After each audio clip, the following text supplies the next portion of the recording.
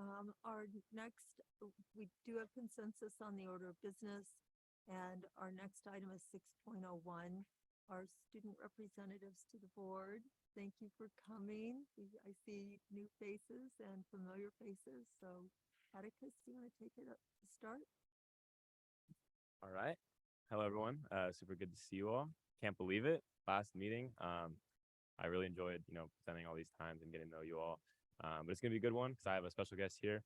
This is Lila Merck. She's going to be the ASB president at SLO High next year. So, hi, everyone. Oh, thank you.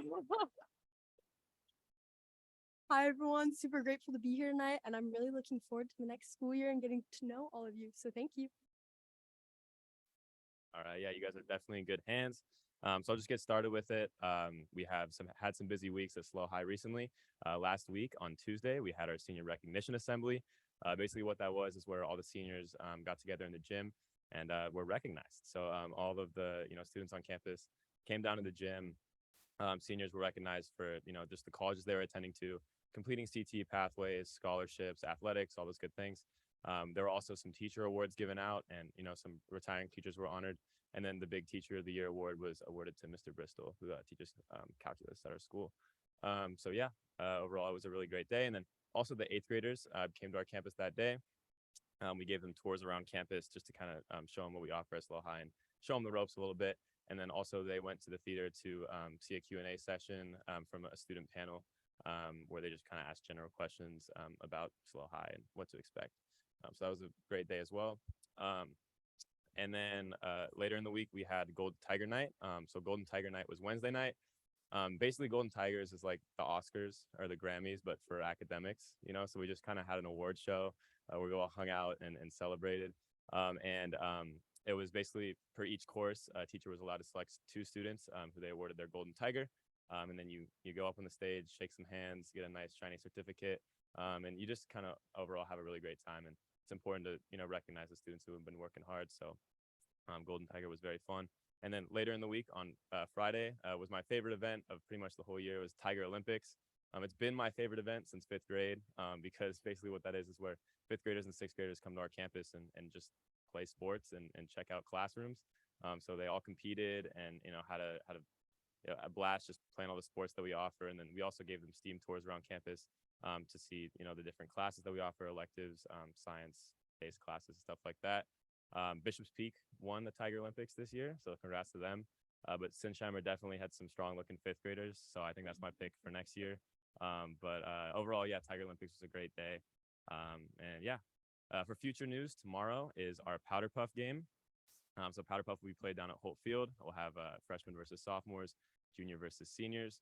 And then there's, it's actually really cool. We have jerseys for the players with like names on the back, and it's super official. And then there will actually be a halftime cheerleading performance from a few of the boys that got together to create a dance show. So I'm going to be performing in the junior game, which should be fun, but definitely also a sight to see. So very excited for Powder Puff tomorrow. And then I kind of want to close it out just talking about a few senior events that we have coming up because, it's kind of our time right now. So we have a senior picnic on Wednesday. Basically, we're all going to get to school and get bused over to Cuesta Park, where we'll, get together, eat a ton of food, and just hang out. And I think it's really good for us seniors to have a few last moments as we're all together just to kind of cherish them, especially with, graduation being next week. So, and then the night after that on Thursday night will be the senior showcase where we'll be at the PAC and students will be performing. So it's kind of like a big talent show. But there's also going to be students that are recognized for, getting scholarships and various awards. So yeah, that's pretty much all I have for the last report. Again, it was really nice getting to know you all and had a blast this year. So thank you.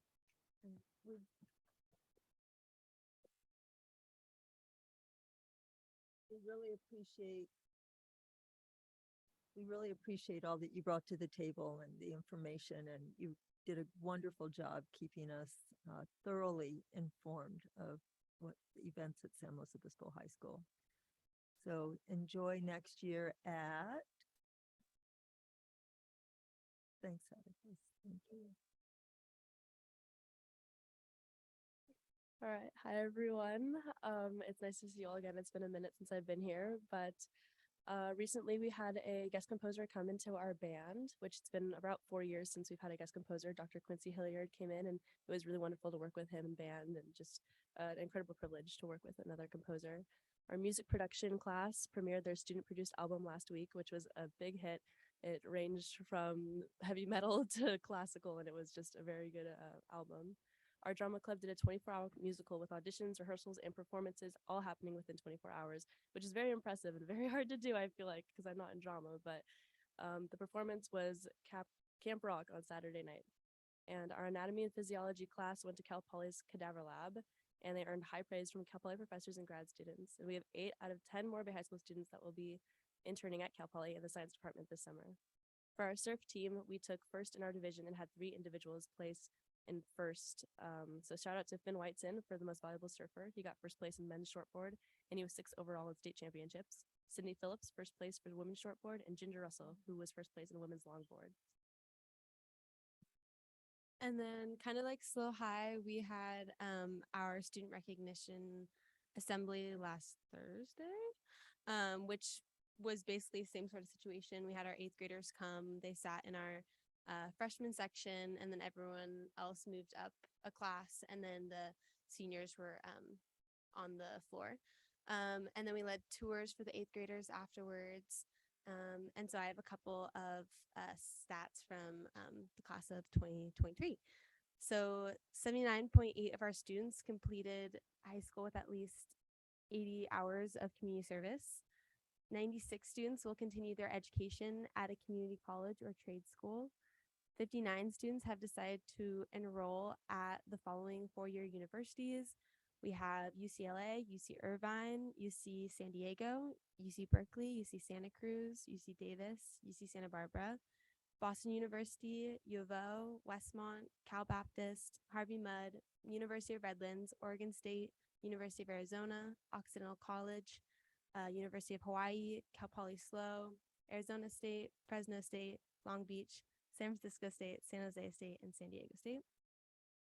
175 of our senior class have completed at least 1 CTE pathway, and 43 students have completed 2, and 7 students have completed 3.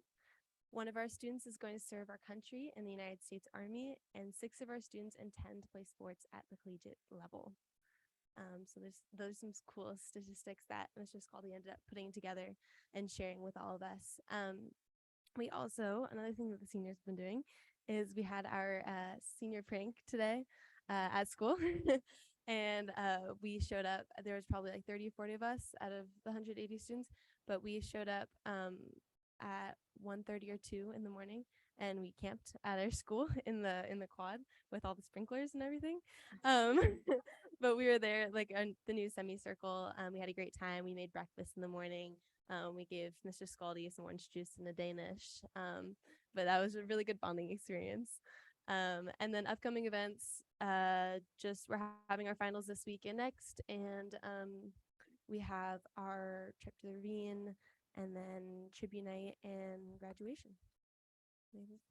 That's it. Thank you so much.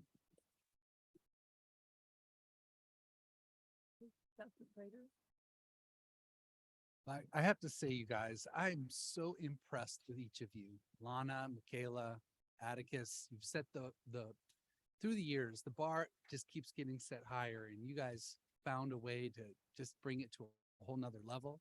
And we just greatly appreciate you, the energy you bring, the details, the videos, you're incredible. Atticus, I don't know how you do it. You must have a photographic memory. And it's just quite impressive. But Lila, it's great to know that you're joining, but I know you can take it to that next level. No, all 3 of you brought a degree of charm and sophistication, and at the same time, just, you know, down to earth humility. And we just really appreciate that. And so knowing how the world can be, we provided you with a gift. And this book that you can take with you on your journeys, it's called In Conclusion, Don't Worry About It. Okay. because you guys are going to be just fine. And what's nice about these 3 books is each of the board members took some time to write their thoughts about you and wishing you well. So this is something hopefully you can keep with you, look back on fondly. So Before you pass those out, Dr. Prater, not all of us have had an opportunity to, it's just, it's been a sort of tight afternoon it has been. with our other meetings, so, Okay. perhaps we could make sure everyone's had a chance to. So can you hang around for a little bit while we get Um, those signed? Morro Bay High School has a video. Yeah, I actually forgot. I got ahead of myself. It's, Ah. it's queued up. This is the way the evening will be perhaps, but we'll get through it all together. So you want to show the video from Morro Bay High School?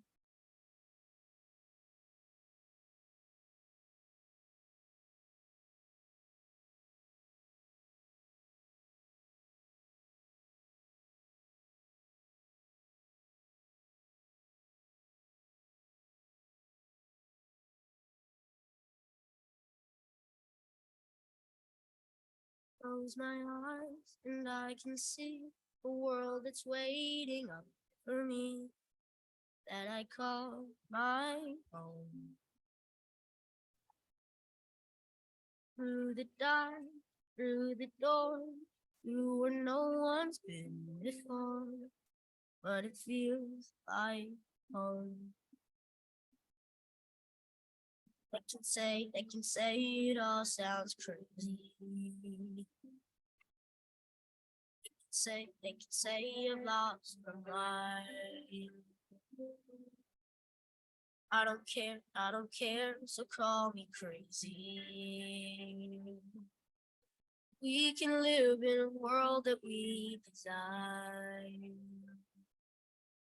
'Cause every night the brightest colors fill my head. Baby dreams keep me away. I think of what the world could be, a vision of the world I see. I'm thinking dreams is how it's gonna take. For the world we're gonna make.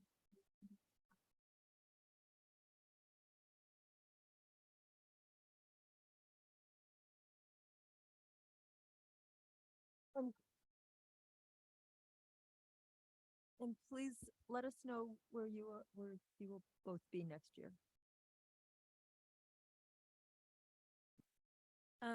So I'm committed to UC Santa Barbara, but I am waitlisted at San Diego State and Cal Poly, and I'm hoping to attend San Diego State, but I don't find out till sometime randomly in June. Fingers crossed. Well, I was choosing between Cal Poly and SDSU, but I promised my mom I would decide by today. So I will be going to SDSU next year. Are we the first to know? Have you told your mother of your decision yet, or are we the first to know? You are the first to know. I will tell my mom when I get home though. Thank you, and good luck to both of you. That's wonderful. And again, we really appreciate all your time that you've spent with us this past year. And I hope you stick around for a few minutes, both for your books and because we have other wonderful things going on here. All right, our next order of business is our retirement. Just staying with the program here. Good evening. It's my pleasure to honor the 2023 class of retirees from San Luis Coastal. On the list, some of them are behind us, others were not able to make it tonight. All of them impacted our school districts in various ways. Administrators on this list, teachers, paraprofessionals, transportation, building grounds and transportation. No matter what their calling was to serve the school district, they had an impact. And it's my honor to celebrate them tonight. In the classroom, our teachers have given, and I didn't do one of those things where we totaled the years of our retirees and you get that 2,511 years serving San Luis Coastal, but we know that the years add up and their dedication to the students is so much appreciated by the students, by the community, and I'm proud to honor them. The longer I go on in my career, the closer I am with those that are retiring. And there's some in this room that I'm extremely close with, and it's bittersweet, right?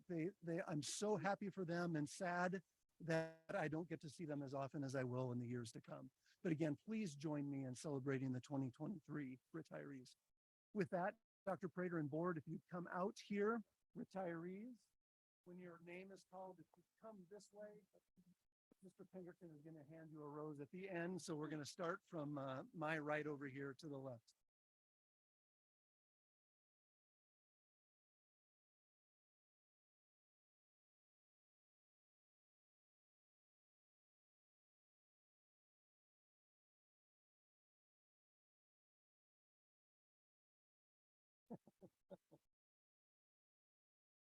And thank you to the families and retirees that came out tonight to be honored.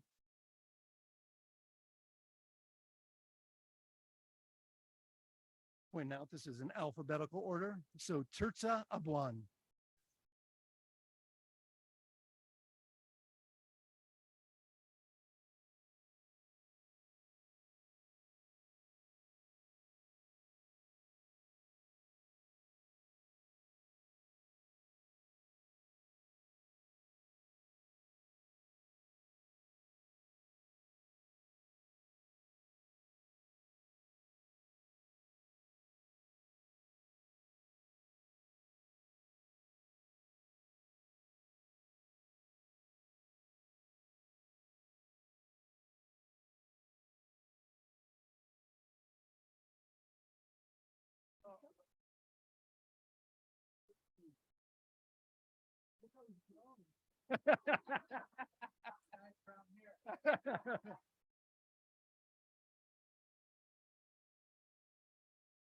Darla Batistic.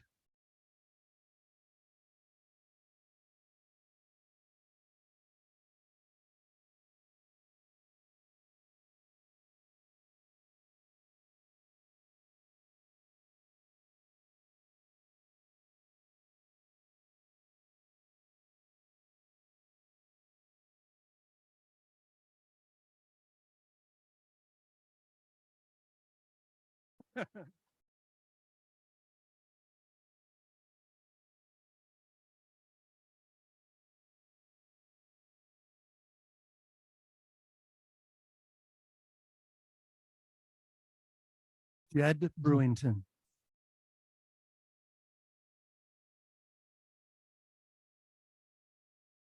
Nelly Caminada.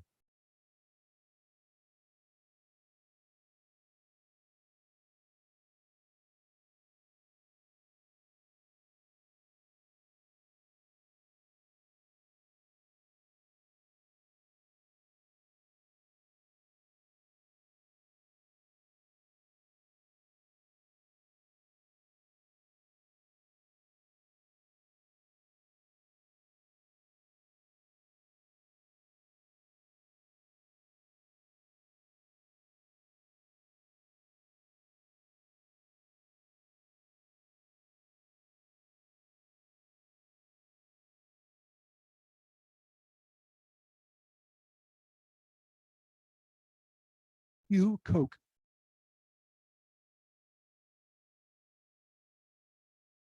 Jennifer Dawkins.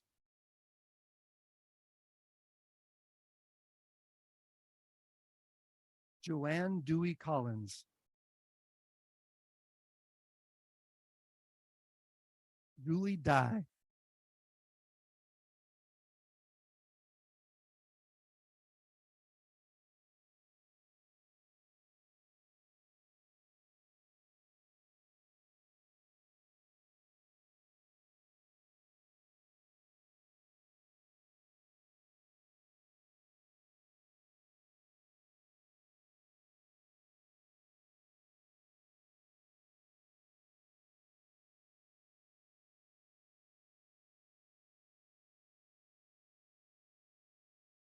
Marianne Emery.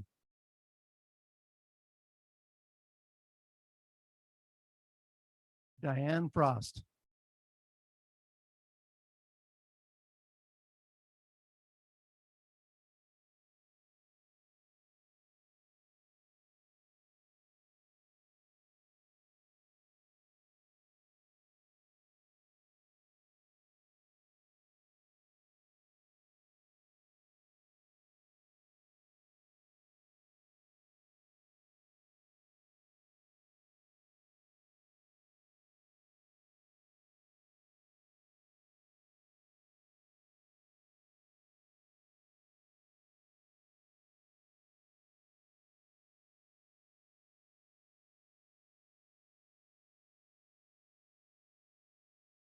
Virginia Gibson.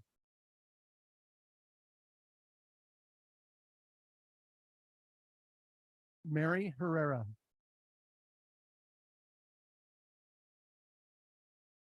Catherine Hoyne.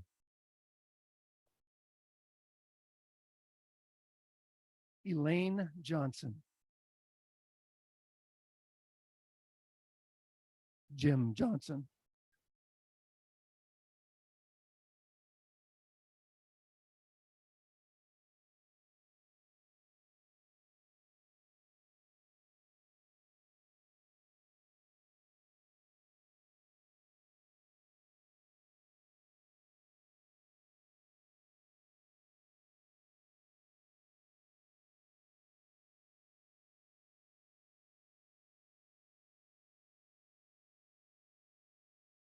Catherine Kirby.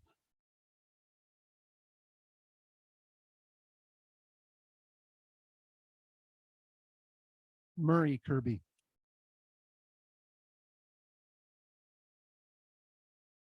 Rick Mayfield.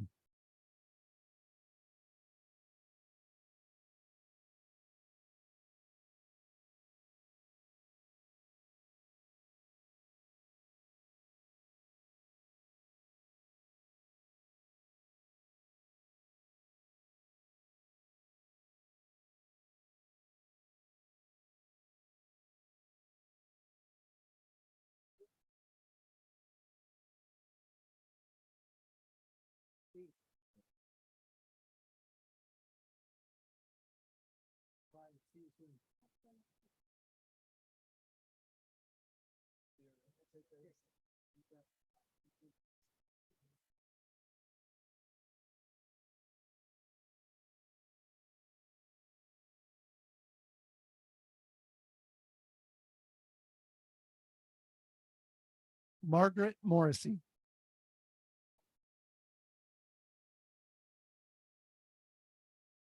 Dennis Mulligan.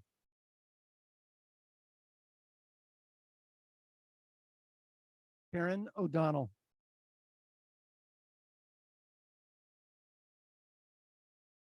Chris Preston.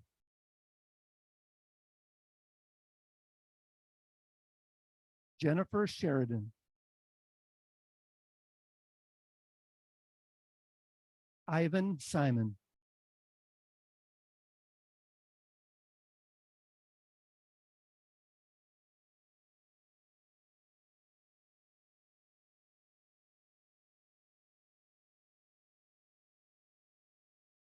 So my kids have had Ivan.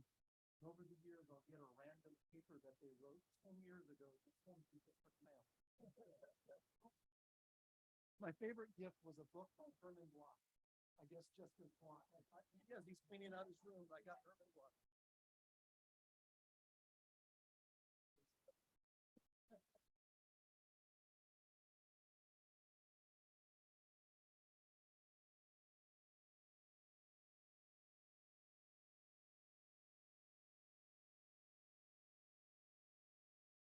Desiree Smith.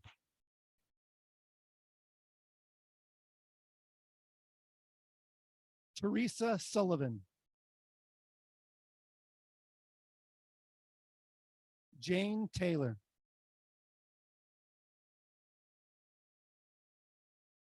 Cheryl Van Dam.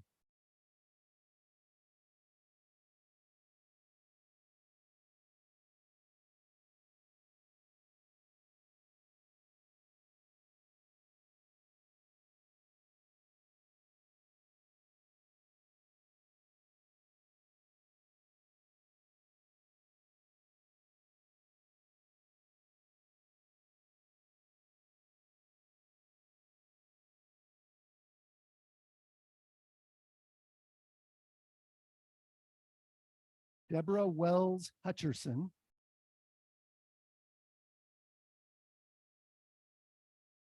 and Craig Winninghoff.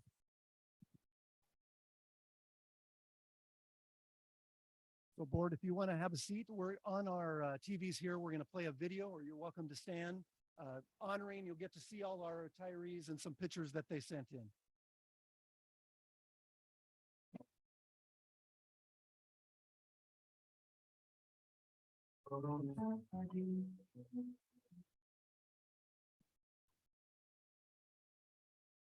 Sky smiling at me, nothing but blue sky. Do I see blue bird singing song? Nothing but blue sky. From now on, I never saw the sun shining so bright. Never saw things going so right. Noticing days hurrying by. When you're in love, my how they fly by. Blue days, all of them gone. Nothing but blue sky from now on.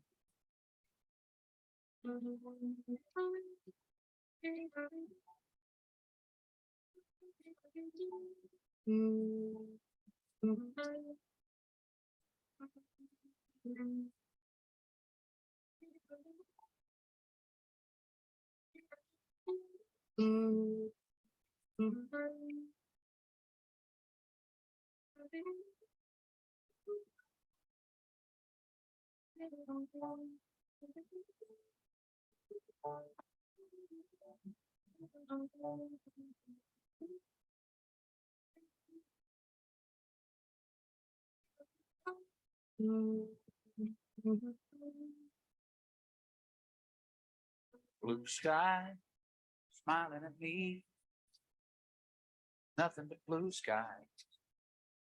Do I see blue day, all of it gone? Nothing but blue sky from now on.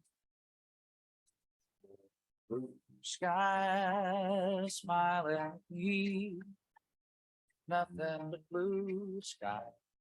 Do I see blue days all of them gone? Nothing but blue sky from now on.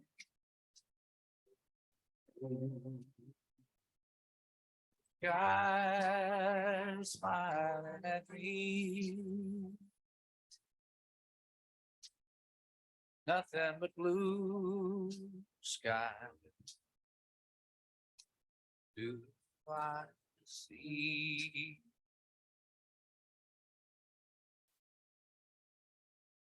blue days, all them gone? Nothing but blue sky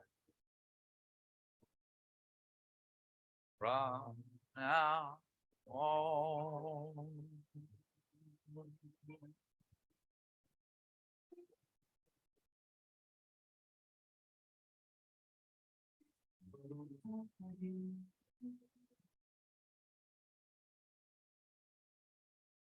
Blue sky smiling at me, nothing but blue sky. Do I see blue bird singing song? Nothing but blue sky from now on. I never saw the sun shining so bright. Never saw things going so right. Noticing days hurrying by. When you're in love, my how they fly by. Blue days, all of them gone. Nothing but blue sky from now on.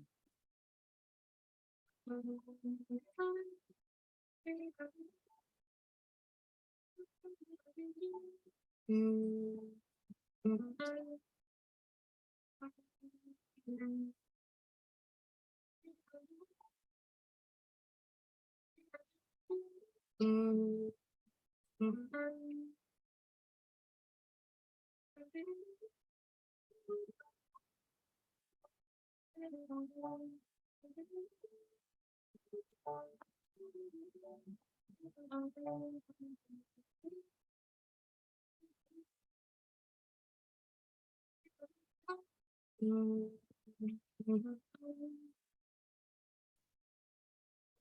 sky.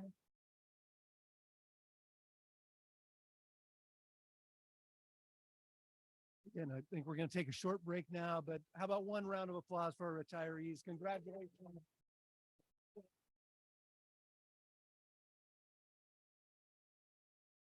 On behalf of the board, Dr. Prater, we wish you nothing but the best in retirement. Thank you. Well, I see some some retirement cupcakes back there that are tempting.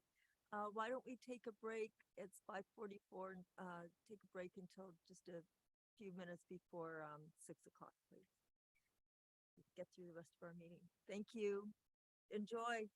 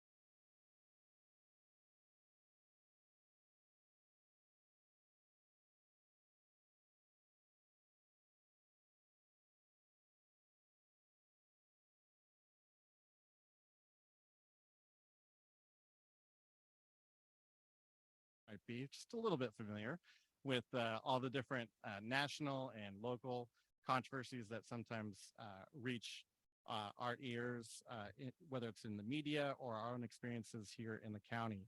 And this task force was designed to try to get a bunch of different people in the room and really hash out and really figure out, can we find some common ground on some of these issues facing our students, whether it be social issues or dealing with COVID. And specifically this year, we looked at 4 target areas that were built off of the last 5 years recommendations from this group. But rather than meeting as a group of this eclectic group of individuals and an acknowledgement of the fact that this group has made close to about 80 to 90 recommendations to this board over the last 5 years, we wanted to take a moment to pause this year and allow for some reflection, allow for our facilitators to go to each school site within the district and talk directly to the administration, to the staff members, and at times to parents and students who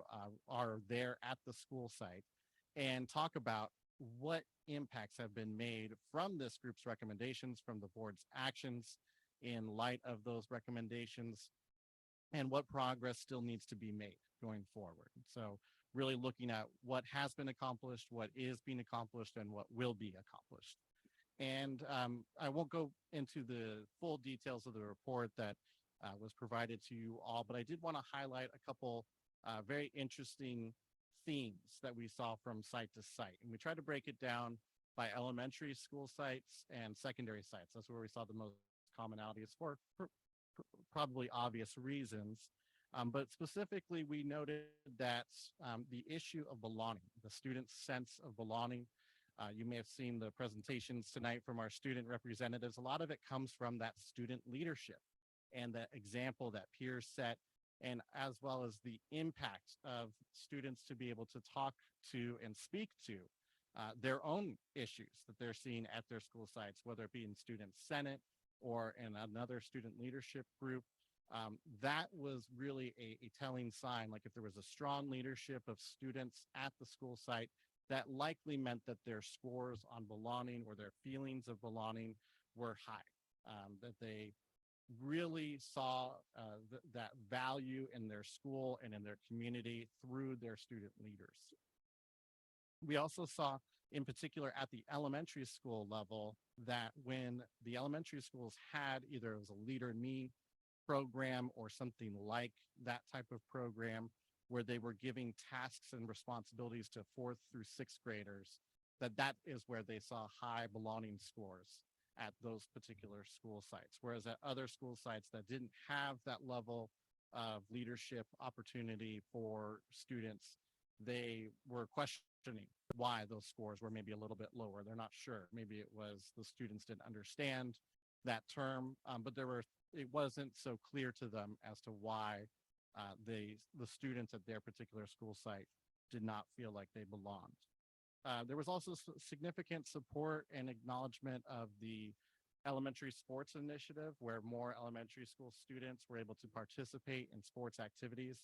We've heard resounding from parents, from community members, from teachers, from staff members, from your principals, that was a tremendous moment for their students that were able to participate in that. And it was really impactful for making students feel like they were safe, that they were able to belong to something, that they were able to cheer and have school spirit and have this identity in their community, and as well as being able to interact with students at other school sites. And there's acknowledgement there that they believe that that will foster better relationships to start the year off for those students that are going into middle school.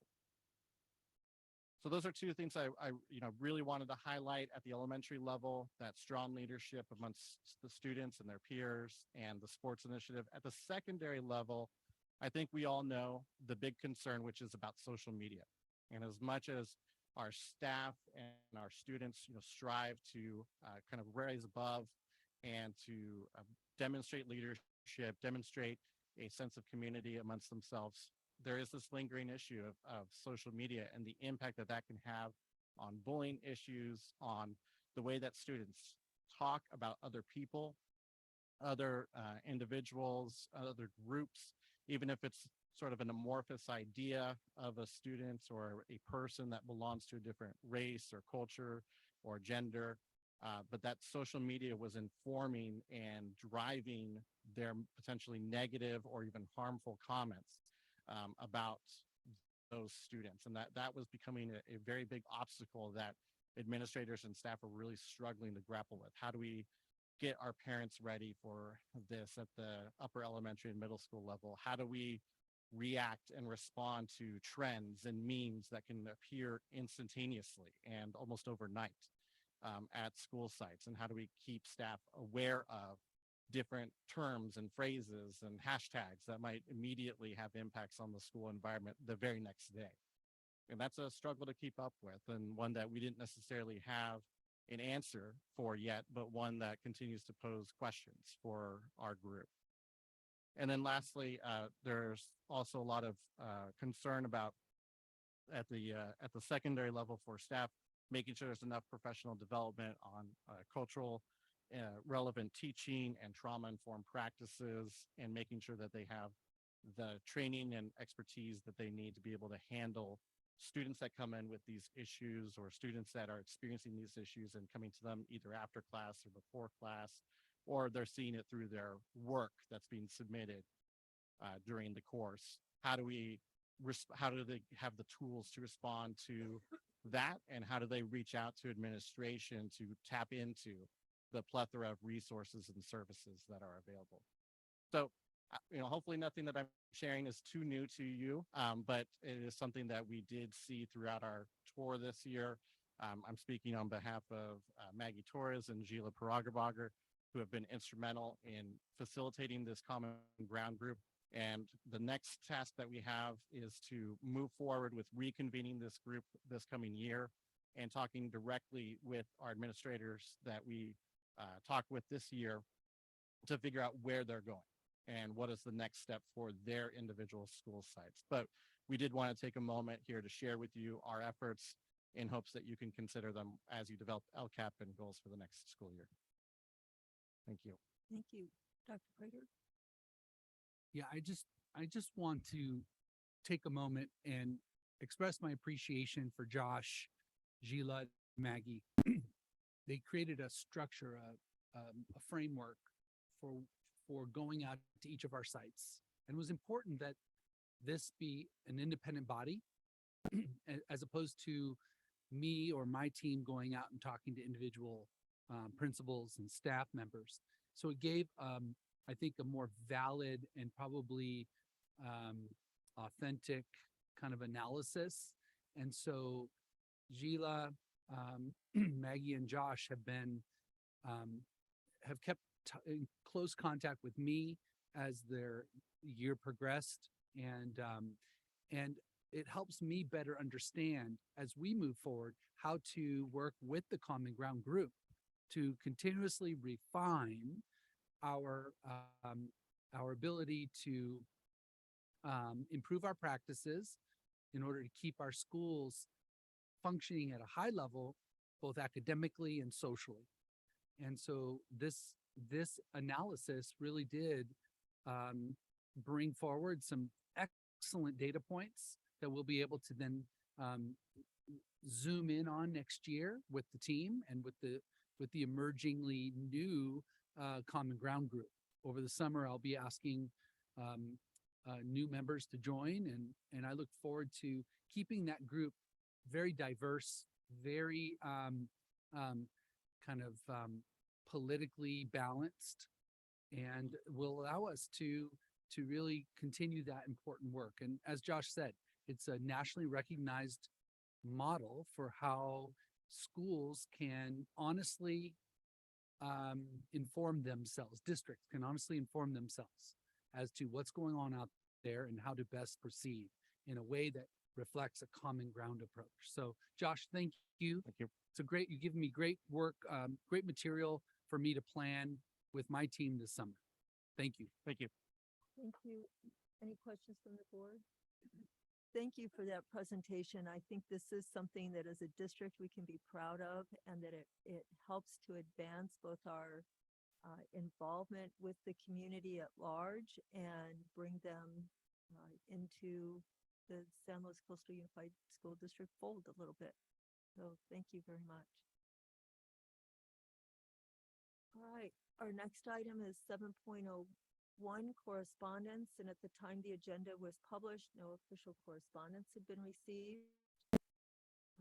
7.02 is public comment. Oh, we have some public comment. 3 minutes. You've got 3 minutes. Make them count. So at this time, the board welcomes comments on matters of district interest. If this is for general public comment. If there's a specific agenda item that you're interested in commenting on, you can wait until that item appears on the agenda. Or if you don't want to wait that long, you can address us now. Each speaker has 3 minutes to speak. A timer will appear on the screen, I believe, if all is right in the universe, showing a clock showing the 3 minutes. And at this time, if there is anyone from the public wishing to address the board on either an item not on the agenda or something they would prefer to address us on now, please let us know. I'll go to the people here in the room first. Seeing no one, I will ask Ms. Dawson if there's anyone online. Nope. All right, then that big speech was for nothing. Okay, 8.01, business and budget. Yeah, of course, we're asking the board to approve the budget tonight, so I'm not going to talk too much about that because we'll address it soon. But I really just one item I wanted to let the board know that I've been meeting with each of the childcare agencies. So City of Morro Bay, YMCA, City of San Luis Obispo. We've been walking school sites, talking about two things really: our summer program, as the board knows, using our expanded learning opportunities grant. We have a very large summer program coming this summer. And with those funds, we are actually making it a full day for kids, right? And for families. And that's for all ranges of all income levels over the course of the summer. So any student is, I think, 7:30 to 5:30, right? So it's really a positive thing for those families and kids. And then in the fall, we're also discussing expanded offerings as well, because we're also going to be using those funds to pay for foster homeless youth, English learners, and economically disadvantaged students to have that same opportunity all year long.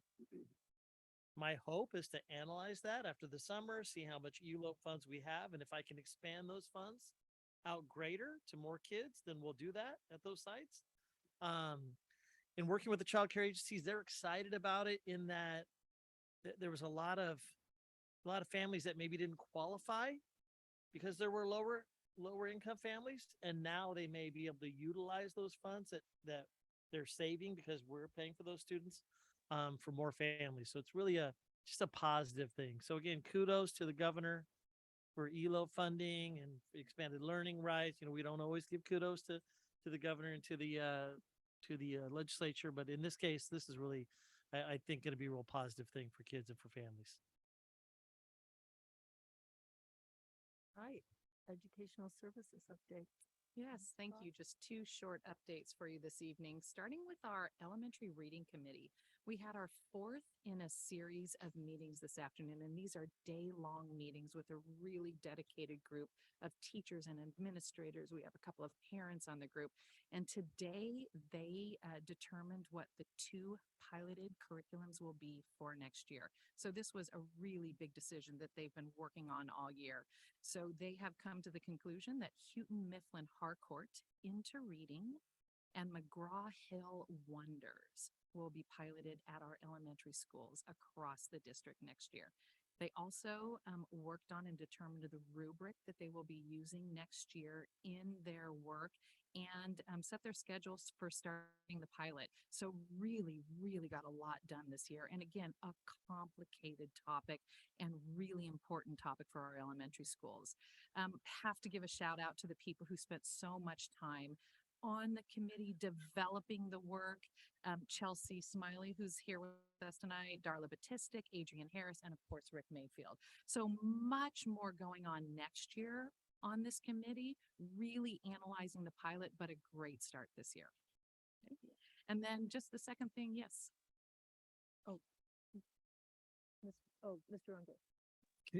You know, one thing I've wondered about is, can you tell me more about what piloting in a classroom looks like, and the determination that the group will make in order to make a recommendation to us? Yeah, it's really a good question. I'm going to ask Mr. Mayfield because he has so much experience with that and with this committee to answer that question.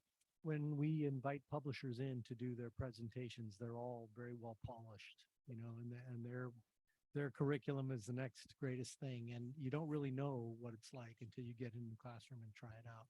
When we went through the Spanish language arts adoption, which we'll talk about in a few minutes, same thing. You know, teachers are like, oh, this one's not, it doesn't do what I need it to do.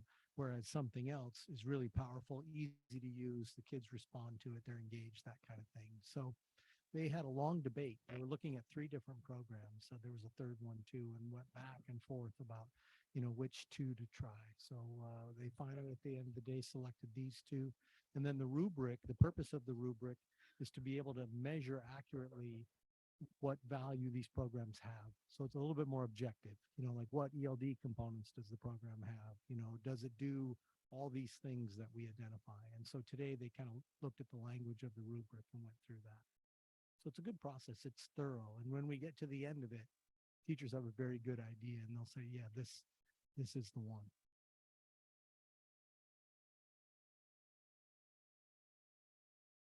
Thank you very much. And then just one more update for you. We had our last DLI task force meeting last week. You might remember that we have Dr. Rosa Molina working with us, developing a 5-year plan for our DLI programs. Our committee was comprehensive. We had parents and teachers from Pacheco and Baywood, as well as teachers from Los Osos Middle and Laguna Middle School, right? We're looking to develop the plan through middle school. So again, a really comprehensive group. We looked at curriculum, we looked at classroom strategies, we looked at assessments, and then really in this last meeting spent some time on that transition into middle school. We're still putting the final touches on the report, but you will see it at our next board meeting. Thank you. And Dr. Prater. Yeah, just really quick. It's actually one of the agenda items tonight, but I'm really excited to bring forward the architect agreements to start the phase 1 projects for Measure C. But we'll talk more about that. Okay, thank you.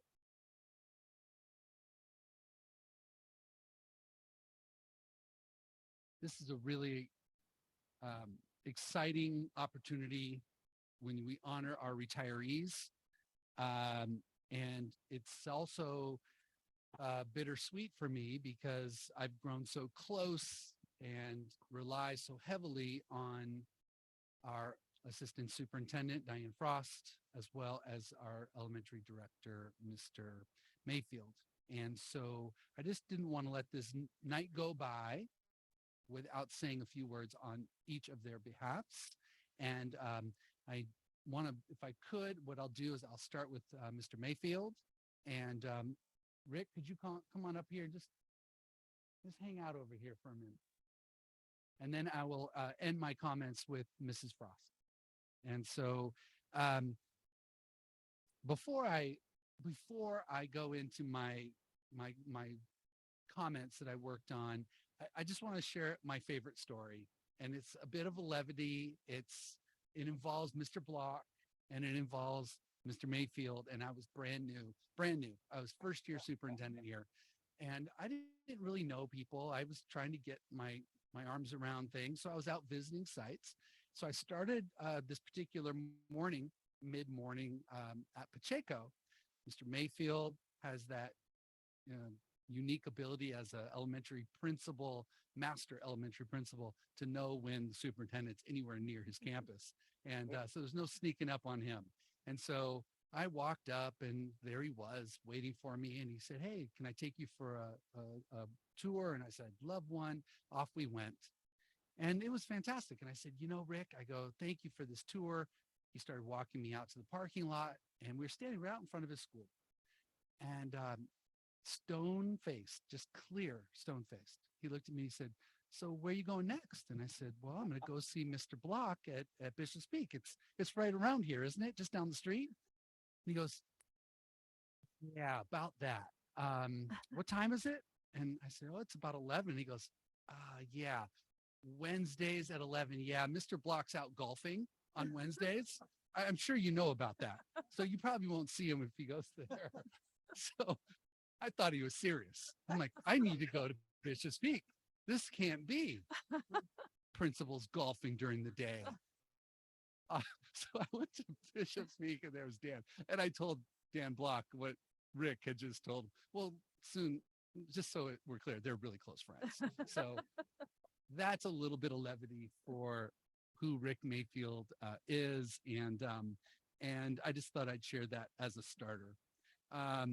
Now, fast forward several years, and Mr. Mayfield was the only selection for elementary director. He has experienced his knowledge and his life led him there, and he absolutely did not disappoint. So I want to just share this with you. Here are my thoughts. Thank you for allowing me this opportunity to bid farewell to Mr. Mayfield, our much beloved Director of Elementary Learning and Achievement. As he embarks on a new chapter in his life, in recognizing his extraordinary contributions, we honor a true warrior for social justice, a tireless advocate for change, and a beacon of hope for the voiceless. Throughout his tenure, Mr. Mayfield has been a relentless force in the pursuit of social justice. His unwavering commitment to equity and fairness has been an inspiration to all who have had the privilege of working alongside him.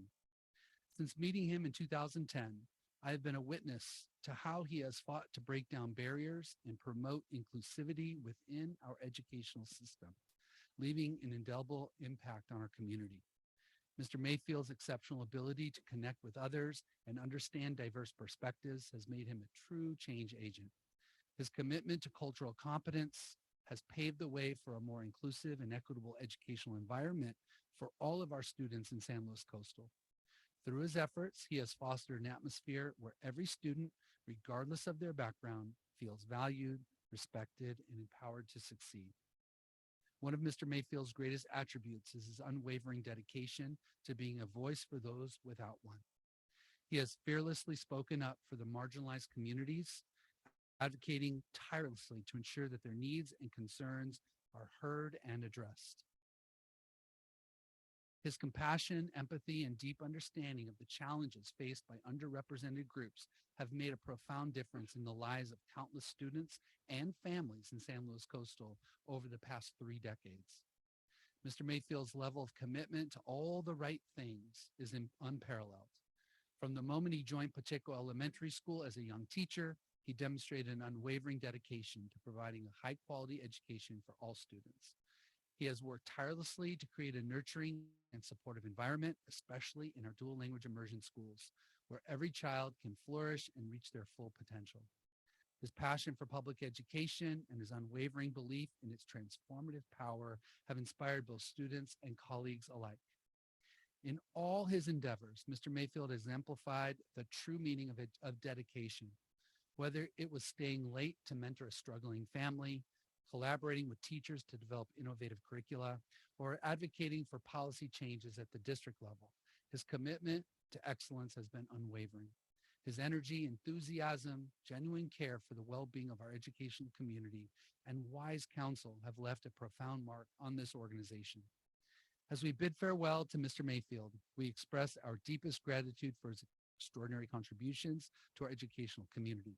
His unwavering commitment as a warrior for social justice, his status as a much beloved figure, his role as a community change agent, his cultural competence, his voice for those who do not have one, and his dedication and commitment to all the right things have shaped our institution and touched countless lives.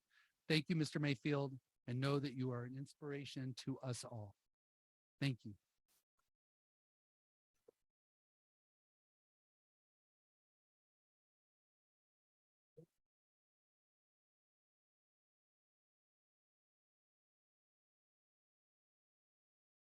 Any words? Wow, who is that guy you were talking about?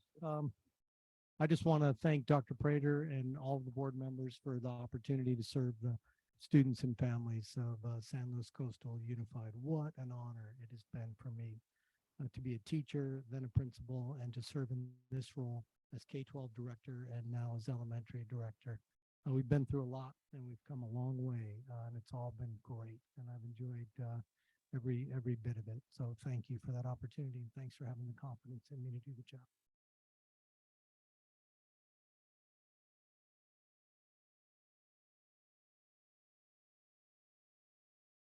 Diane, could I ask you to come up and can I have your beautiful family come on up? Come on up here. Come on. Yeah, yeah. Even you can come up. Come on up. It's all right. Babies are okay. You're an adult. You're an adult. Telling you. Well, just like I did with Mr. Mayfield, I'd like to start with just a memory, if you will, of my life experience knowing Mrs. Frost. And it's in two parts. As I've shared with many of you before, I actually was a colleague of Mrs. Frost in the Bay Area.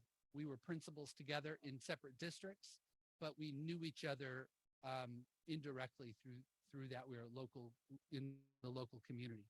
And I recall, Diane, I know that you probably won't remember this, but we were in a countywide Far East Contra Costa County workshop or some sort of conference. And I remember Diane being spoken about super highly by her superintendent at the time in a neighboring district. And I remember sitting down thinking, that is someone I need to know. I know that somehow, somewhere, I'm going to get to know her and work alongside her. And sure enough, coming here to San Luis Coastal several years later, I found myself in the same district as Diane Frost. I knew when I arrived here that she was special. I knew that she was someone who does not naturally draw attention to herself. She is understated, classy, and super effective at what she does. And cream rises to the top. And sure enough, that is exactly what happened with Mrs. Frost. And it's been a sincere pleasure working with her and watching her. I didn't have the privilege of watching her when she was principal at Los Osos Middle School, but when I arrived, she was principal at Laguna Middle School for a short period of time before she transitioned to executive director of student support services, where she did a magnificent job pulling that department together. And then when Mrs. McGrath left to become a superintendent, Diane was my person to be right next to me, my right-hand person. And she agreed to stay 2 years. I lucked out. And in those 2 years, I can't believe it's gone by so fast. In those 2 years, she has done a remarkable job. And I wanted to share my thoughts about her. And I'm so glad her family is here to hear it. And I just like to speak to her.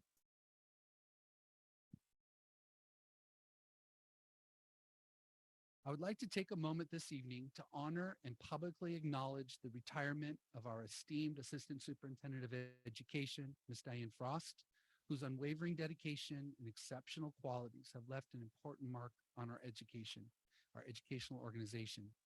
Throughout her 20-year tenure, 20 years in San Luis Coastal, she has embodied the essence of effective leadership and has consistently displayed the qualities that we hold in highest regard. First and foremost, her approach has been steady and measured. Regardless of the challenges faced, she has remained composed and resilient, guiding our educational system with a steadfast hand.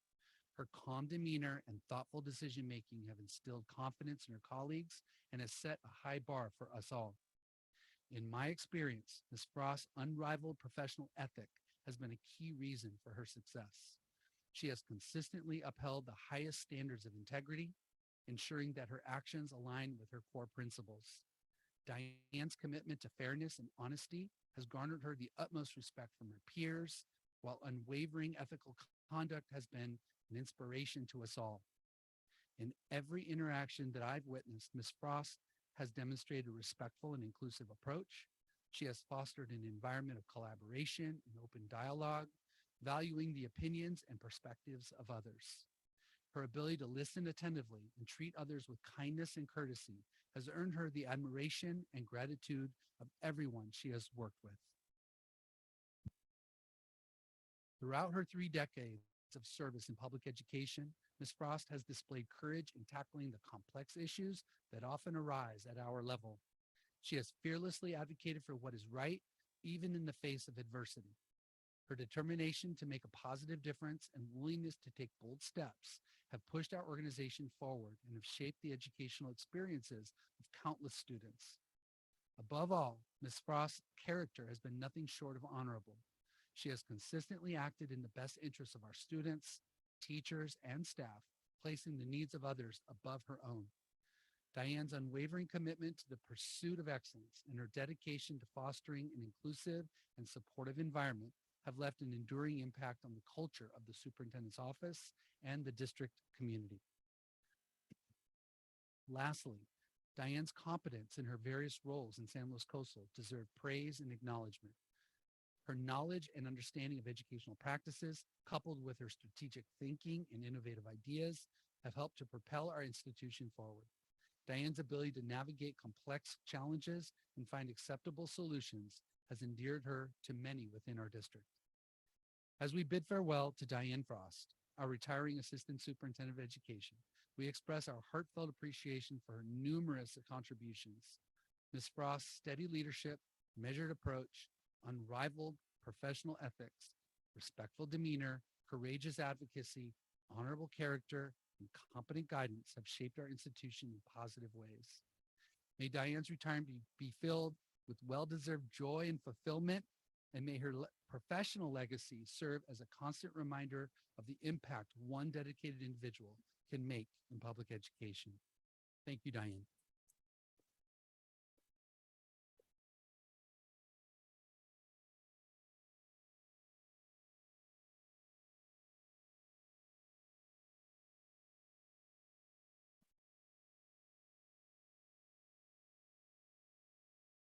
Thank you.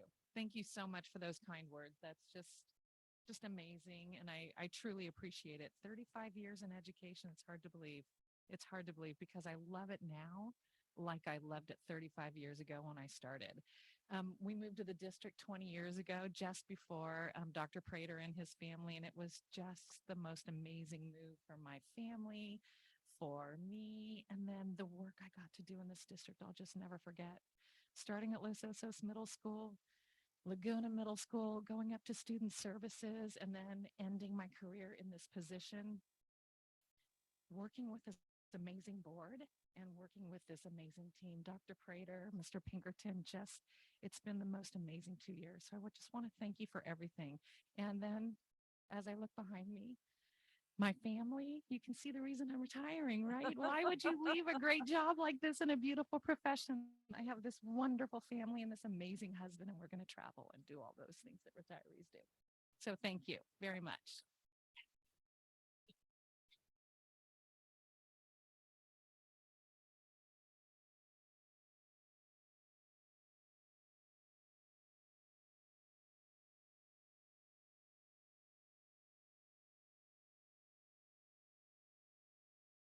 It's all falling into place, Diane. This, seeing everyone here. Thank you. Mr. Pinkerton, did you want to add anything further now about Measure D, or shall we go on and, okay, okay.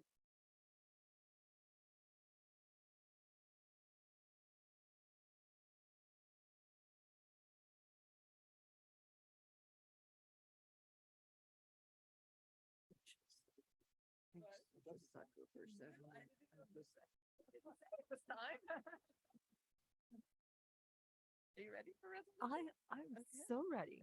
Yeah, so we're gonna go ahead and move on to 9.01, a resolution number 172223, committed fund balance Adult Education Fund 11. Yes, so we do this one annually.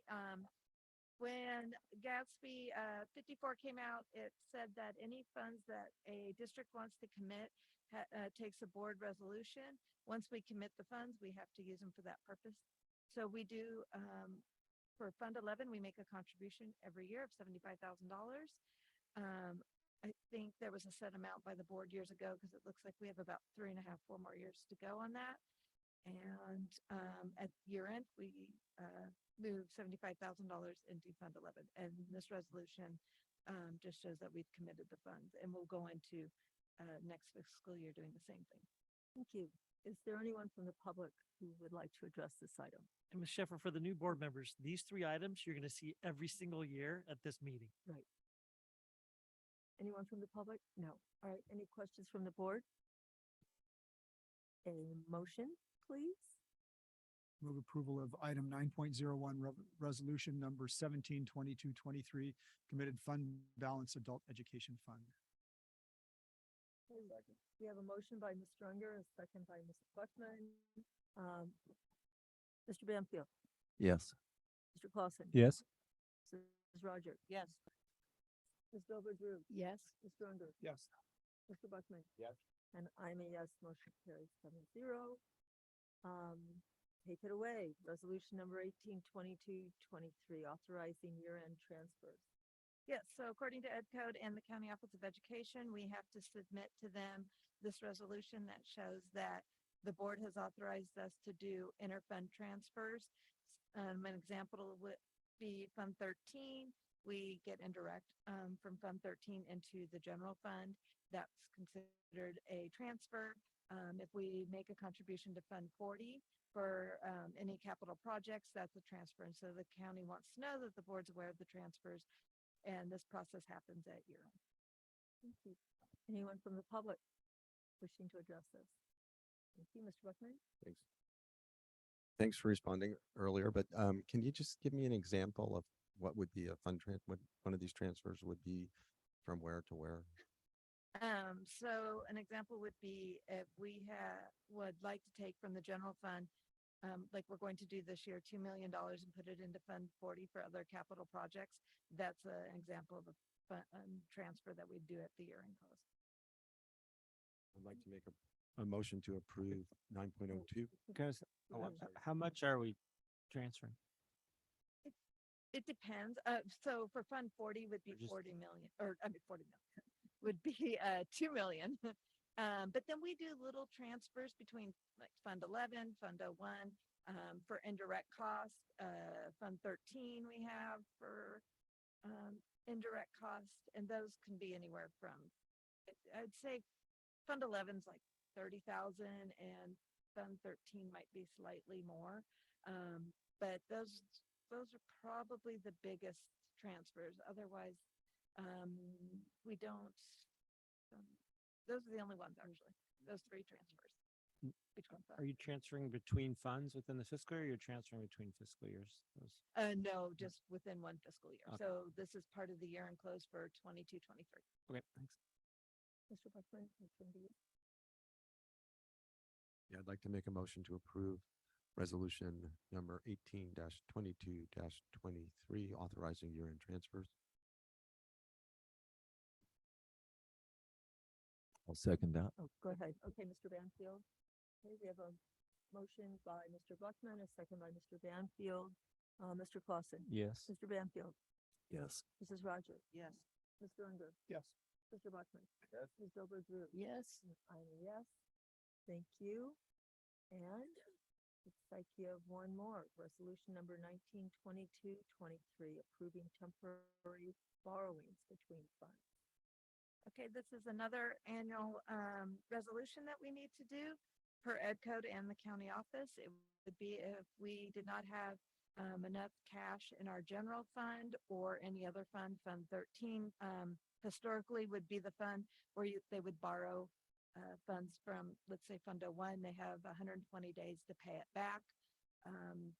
Typically in a LCFF district, this would be if you had a large balance in maybe your post-retiree benefit fund. And because of state deferrals, you would move that money over for cash flow.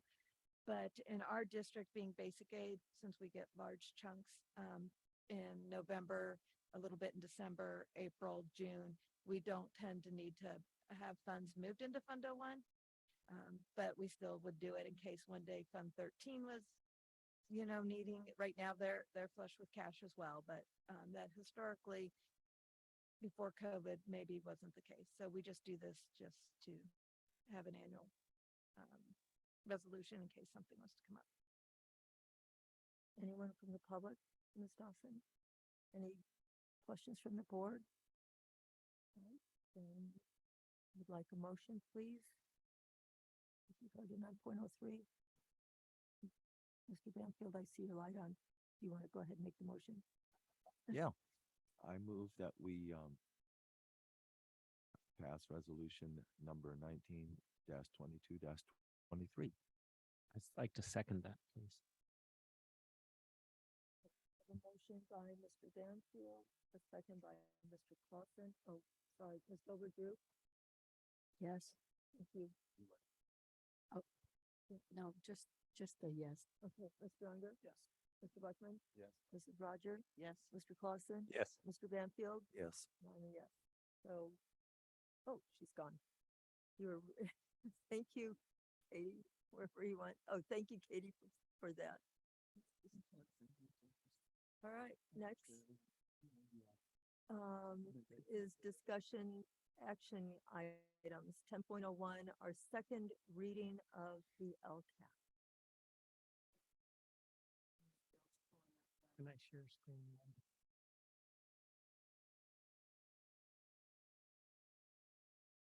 Does it just say?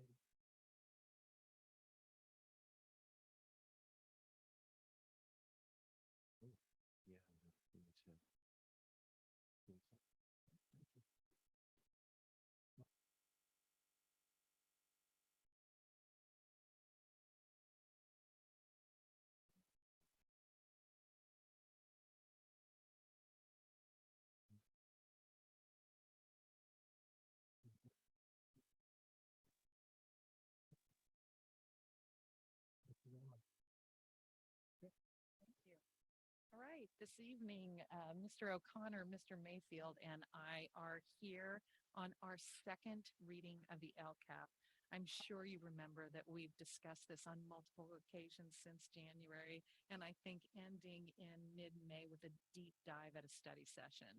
In this document or this PowerPoint, we included some important documents that you've seen over the course of the last 6 months. The goals, action, and budget that lists everything that we hope to achieve, including metrics. The LCAP overview that really highlights all of the feedback that we've received, and then the LCAP itself. We're happy to answer any questions that you have and hope to have approval this evening on our LCAP so that we can move forward. Right. That's what I'm doing. Ms. Dawson, anyone from the public wishing to address us on this? Thank you. I don't see anyone here. Come to the board for any questions. Mrs. Roger. Thank you. You're correct. We have seen the LCAP numerous times.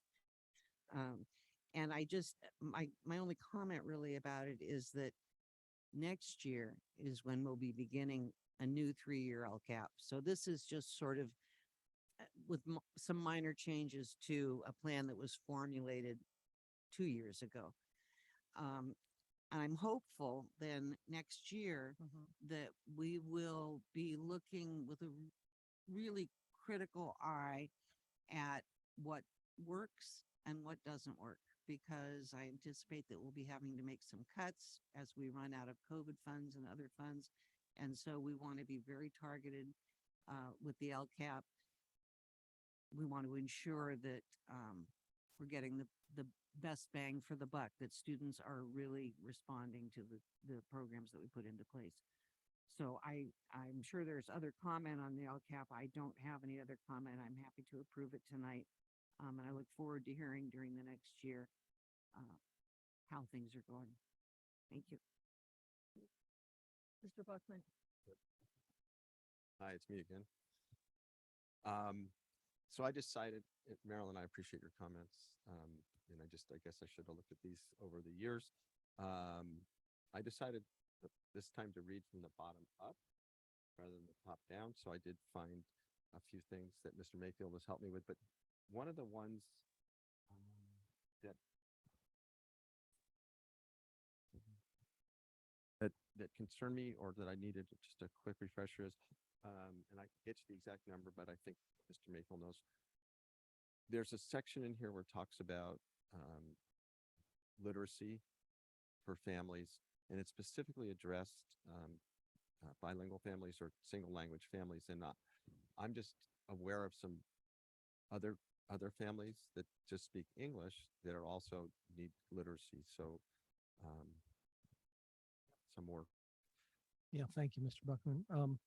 And it's a good point, right? So English learners are identified by a test that they take that in English that qualifies them as an English learner, and then to receive supplemental services. Whereas a socioeconomically disadvantaged student would just be their personal financial situation or the family's financial situation. Some of those students are successful working on grade level, others might not be. So many of the mechanisms that we have, the MTSS process, things like that, would identify the students by need in terms of their academics, as opposed to, as a whole group. But I know sites do many activities, and those things wouldn't appear in an LCAP to do literacy nights and things like that. And those groups are always targeted, the subgroups that are a focus of the LCAP, which would be English learners, socioeconomically disadvantaged, and homeless foster youth.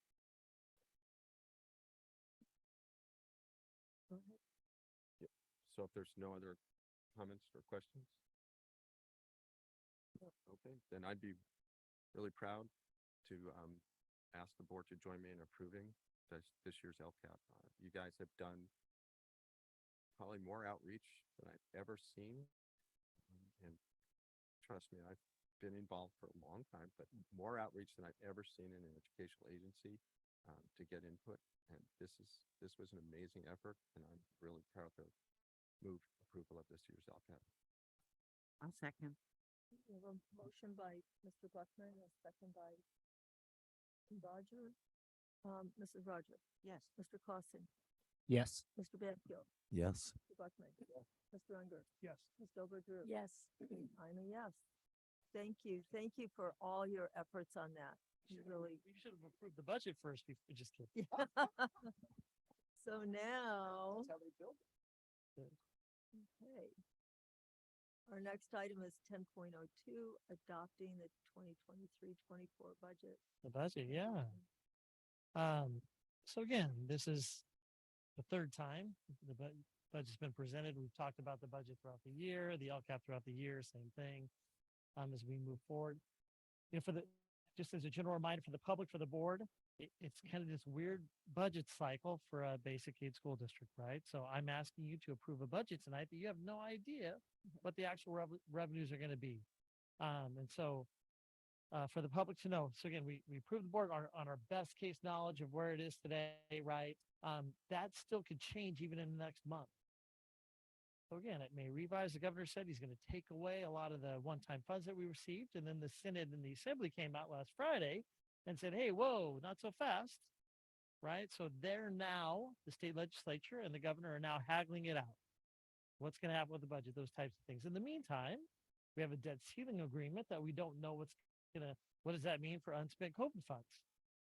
I'm seeing that put out there in the public, but we don't know what that effect is. So there's still some unknowns, is my point. We'll learn more in June. So they have to, by law, have to come up with a budget by June 15th, and then it has to be approved by June 30th. Our next budget cycle after that would be what's called a 45-day revise. And so that's where Katie and I will look at that budget. We'll figure out, hey, what are the impacts, if any, to our budget based on the final, budget that's approved. We'll put that 45-day revise out. We'll share that with the public, with the board, of course. And then in September, we have what's called unaudited actuals. That's where, when the board knows exactly what we made and what we spent in the 22-23 school year. Okay. Then we receive our property tax information in November. And then we have first interim, which is kind of the first budget real, like, hey, now we know kind of where we're at. Payroll has hit by then. We kind of have a much better understanding of kind of where we're going to end the year or start the year, I should say. And then, of course, we update that again in second interim. And then we do this all over again at this time next year. And so that's that budget cycle that happens. We try to do a 10-year budget because, again, the SAC software, the way it's built, all the revenues that we come in shows that they're all spent. In reality, is we know that doesn't happen, right? There have been some warnings that I've presented to the board about one-time funds. We've received, 20 to $30 million in one-time funds over the past 3-4 years with COVID, with state funding. We've hired 70 classified people with those, 60 certificated staff with those funds. And again, that's the LCAP, and we've tried to keep it together, right? This one more year with all of those MTSS services, those types of things. I am going to be coming to you early September of next year to begin the LCAP process and talking about the budget. And so it's hard for me in a budgetary situation when we receive a ton of one-time funds and that drops to the bottom line to kind of have that, hey, budget be tough, those types of things. But we're at that point now where we kind of see that we've got to adjust them. I'm hopeful that property taxes will do well. And that will be higher than the 3% that we have anticipated. We will find out about Diablo Canyon, as Mr. Buckman has pointed out. What is unitary tax going to rise? Are they going to maintain? What will happen with that? We have inquired at the county to kind of see what are your thoughts on those things. So again, it's still kind of an unknown, but we'll see where we're at. So all of that said, tonight's budget does spend down one-time funds, but purposefully. Right.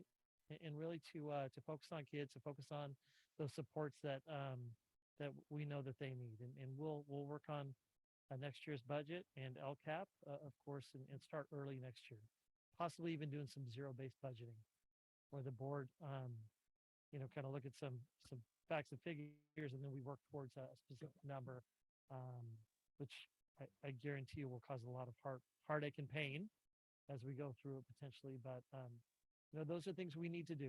The salaries are going to be a big issue in the next couple of years with negotiations. Class size, we kept class sizes really, really low. Hardly any combo classes throughout the school district, right?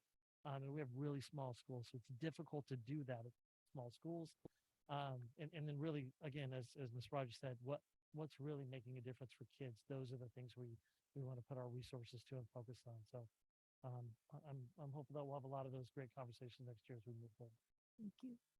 Anyone from the public wishing to address the board on this? We'll come back to the board. Mrs. Rogers. Thank you. I don't have a problem with the budget and I'm prepared to approve it, but I do have one question that came to me when you were speaking just now. Do you know, or can you make a horseback guess as to what dollar amount there is in COVID funding that remains that we have allocated for next year, but if there's a federal clawback, what would be the impact of that? I believe it's about 1.3 million, 1.73. So it's been allocated. Been to be allocated for spent next year. Yes, to continue those same supports that we have there. Yeah. Thank you. Mr. Buckman. Just two quick things. When I looked at the budget this time, I noted that the STISC, our property and liability insurance, had about $300,000 increase. I know my insurance tends to go up if I have a problem, like my house floods, and then all of a sudden the next year. So I'm wondering whether let me put this in perspective. This is a $1.5 million part of our budget. That's why it caught my attention. So I'm just wondering whether this is a normal increase or whether we're experiencing something because something special happened with the district. Yeah, a couple. We have had probably a few more claims than normal, trips and falls, those types of things that we've dealt with as a school district. So of course, just like anything, you have car insurance, you crash your car, your insurance premium goes up. So a little bit of it is that. And then another part of it is just the cost of insurance in general by CISC, right? We're self-insured, so we're actually getting a cheaper rate by pooling as a self-insured group. But even that said, the cost of insurance, the cost of claims, there's been a lot of SAN cases, so sexual molestation cases across California dealing with CISC, right? And those are normally high cost cases.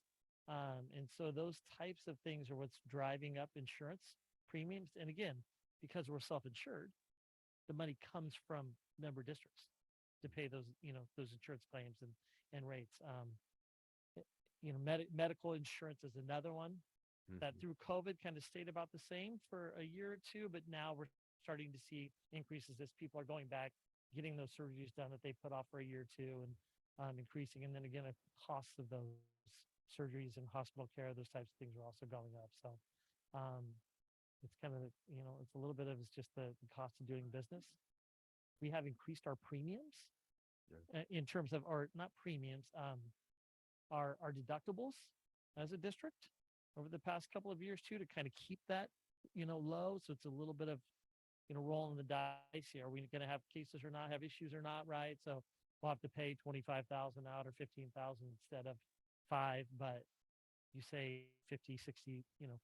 So on an annual basis, I look at that, look at our claims and what we paid out, and kind of make a determination of, what type of coverage we need as we move forward. Well, actually, Mr. Clausen, I had seen your light on. Did you have a question or you? I did, yeah. You can go first. By Mr. Clausen, then Mr. Unger. Oh, okay.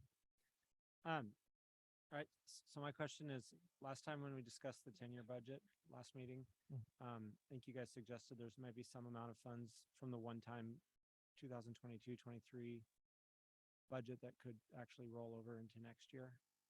Do you have a read still on what the ballpark of that is? And my second question on that is, when does it actually show up in the 23-24 revenue line items? So I do believe that Mrs. Eklund did change the 22, change the 10-year budget that's presented on the board agenda with the next cut that is supposed to be made. And so I'm just looking at the 10-year budget from the agenda. So there were two funds that we received state funds last year. One was kind of a expanded learning grant, which was $6 million. And as of now, the governor has proposed taking 32% of that, or about $2 million. And then there was another fund that we received at one time, which was about $4 million. And the governor, that was the instructional materials fund, and you could use it for STIRS or other purposes, right? So, and he's talking about taking 50% of that, so another $2 million.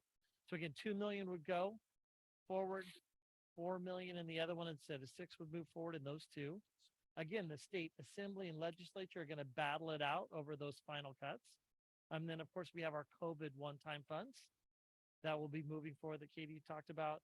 Those are the federal funds that will be moving forward as well. So I guess so that's the blue line of 6.5 million. You see in the blue are the one-time funds. So some of that will show up in 2023, 2024. Yes. Eventually. When does that show up? So we'll know for sure what's going to happen with those funds with the governor's June budget. Okay. So that's on the 15th. They'll know. They'll reach some type of deal, and then the state has to pass that budget by the end of June. For the state funds, for the federal funds, remains to be seen. So is that funds we didn't spend that we still just get to use in the next fiscal year, or is that a new allocation of funds from the government that hasn't been approved by the government yet? So the arts and music supply grant that we received, the $4 million, they only paid us half of that. I see. Thus far. So they're just going to keep the other half. If it doesn't, if nothing happens the way it is now, if he puts that cut through, we just won't receive our second apportionment of that. So normally if funds like that, parts of the year, you'll receive part of it from the state, basically. The $6 million that received in the learning grant, that actually we have received. So that came to it's in our savings, right? It's in our bank.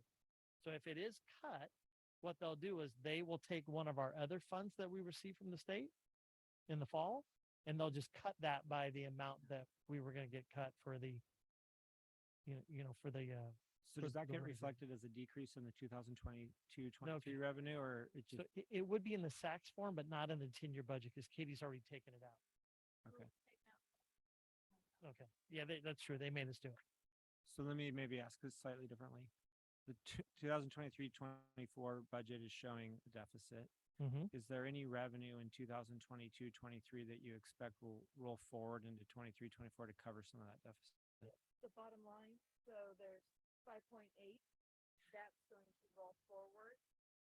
So does it roll forward as So we anticipate as revenue and expense, or just as move so forward as a just- balance? just in balance, Okay. right? So So- we anticipate 5.8. We won't know for sure what that number is until unaudited actuals. Okay, maybe I Could increase misunderstood or you last time, decrease but I it. thought the way that you were saying it works is that we'll take some of the funds from 2022-23 that are unspent and you move them out of revenue this year and you move them into revenue next year. So Federal funds to do that, state Okay. funds.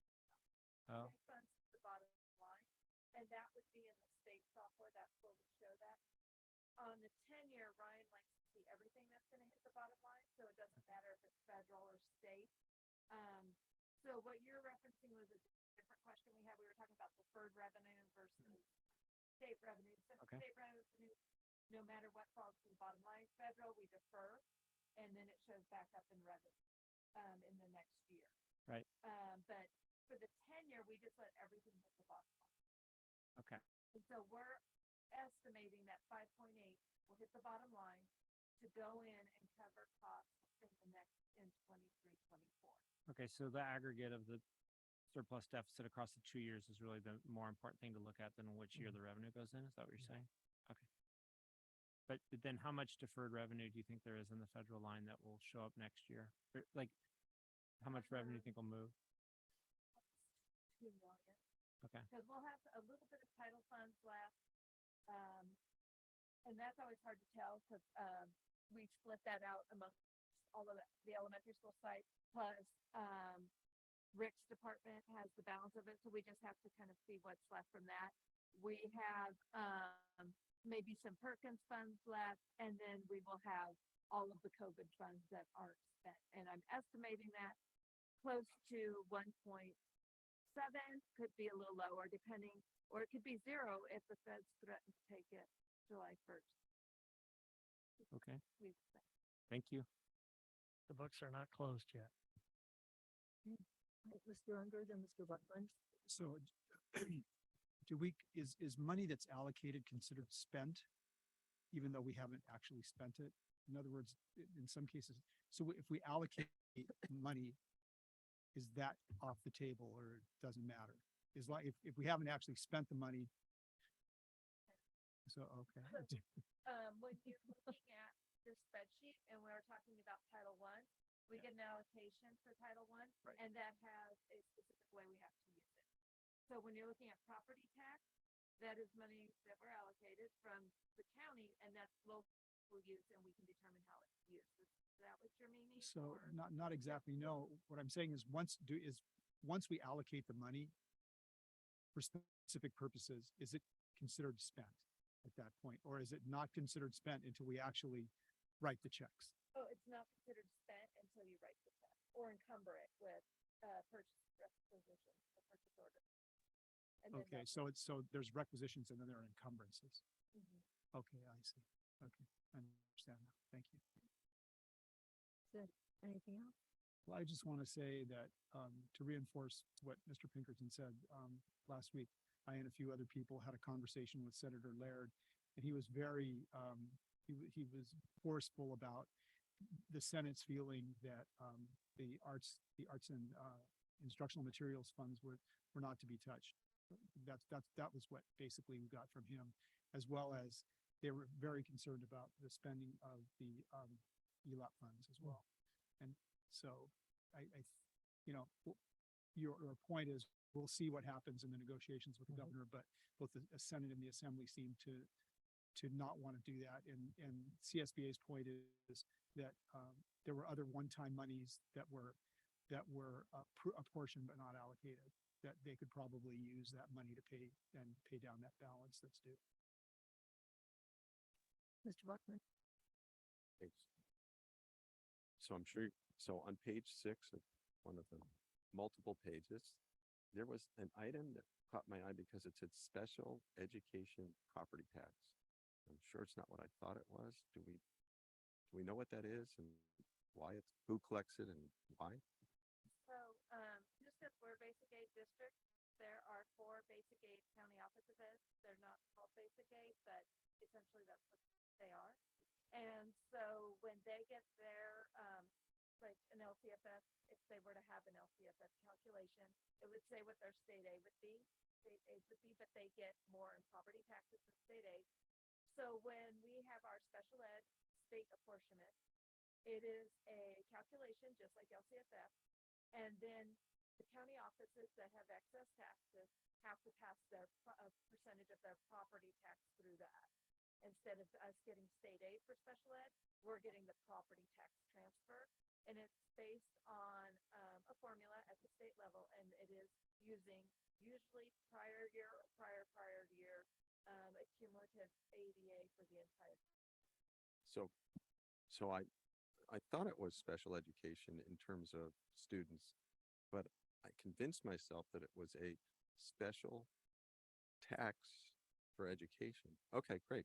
All right. Thank you very much. I appreciate that. Anything else? Any other questions? Did you have more? Okay, this is an action item to approve the 2023-24 budget. Now that we've thoroughly confused everyone, we can. Mrs. ask you to Rogers. approve that. I'll move approval of item 10.02, adoption of the 2023-24 budget. I second that. Mr. Mansfield, second. Okay, we have a motion by Mrs. Rogers, second by Mrs. Banfield. Mrs. Rogers, Yes. Mr. Clausen, Yes. Mr. Banfield, Yes. Mr. Buckner. Yes. Ms. Dober Drew, Yes. Mr. Unger, Yes. and I am a yes. Thank you very Right, much. thank you. This is a huge project every year. Thank you very much. Okay, 10.03, elementary curriculum adoption, dual language immersion. Good evening. As you know, and as we have presented in front of the board here this year already, the progress that we have made with our dual language immersion language arts adoption. And we specifically don't stipulate Spanish because it's actually both Spanish and English. So K2 would have an emphasis focus on Spanish. 3-6 would be, a mixture of both English and Spanish. So the companies produce both of the curriculums. We went through a long process this year. We met with both Baywood and Pacheco, our dual language immersion sites, and we got teams together of teachers who were interested in piloting. We tried to get as many as we possibly could, because the more voices we had at many different grade levels, the better. We had presentations by various curriculum companies, and we selected 2 to try out. Maravillas or Wonders and Adelante or Advance is the English version of that curriculum. And teachers tried out one before winter break. We had another presentation, the second one in the months of January, February. We got the teachers together, and Chelsea will go over that process that we followed with them to disaggregate what these look like and how we came about choosing one. And then, as you can see here, we put it out for public review. That process has all taken place, and we're now in the May end of this road here, where we bring to the board a recommendation for adoption. So like Mr. Mayfield said, they teachers wanted to pilot these 2 programs, Adelante Advance and Wonders and Maravillas, and we had the trainings at 2 points within the year and agreed upon units and assessments and came back together to do our reflections. We looked at the data all different ways, and I wanted to come to you like I did with history and say 100%. And I could do that. We could do that for you with the K1 choice. 100% of our K1 teachers wanted to pilot or adopt Maravillas Wonders. And 70% of our 2nd through 6th grade teachers wanted to adopt Benchmark. So that was interesting. And we brought that to the whole team. So we brought Baywood and Pacheco together, K6, and presented, we had got into mixed groups and presented this idea and asked the whole staff, what do you think we should do? And we did get 100% agreement that K1 should adopt Maravillas and 2nd through 6th should adopt Benchmark. And there were some phone calls made prior to that meeting to talk to some people at the state level and other places around the state to find out if this is a thing. And it turns out that it is, and it's a very successful DLI program in Hanford. So that felt good. And teachers felt very honored because that K1 has very specific things that they look for, that their programs need. And 2nd through 6th had very common things that they felt like they were looking for, and that program provided. So 100% of the teachers said this was a good idea.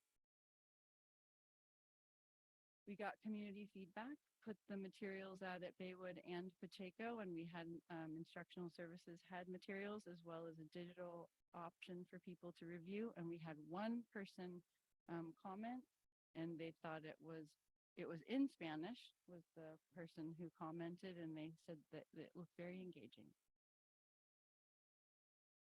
So the teacher feedback, we asked the lab rats again, and I talked to Mandy to make sure that this time the video worked. So my fingers crossed on this. And those same kids in the room, we were asking them as they were talking with their teacher about this program, and they said, "Oh yeah, I remember when we did that." And so the help with Katie and Sarah, I asked them, "Would you like to be on video?" So we got some kids speaking about their experience with the program as well. So, Andy, can I press play?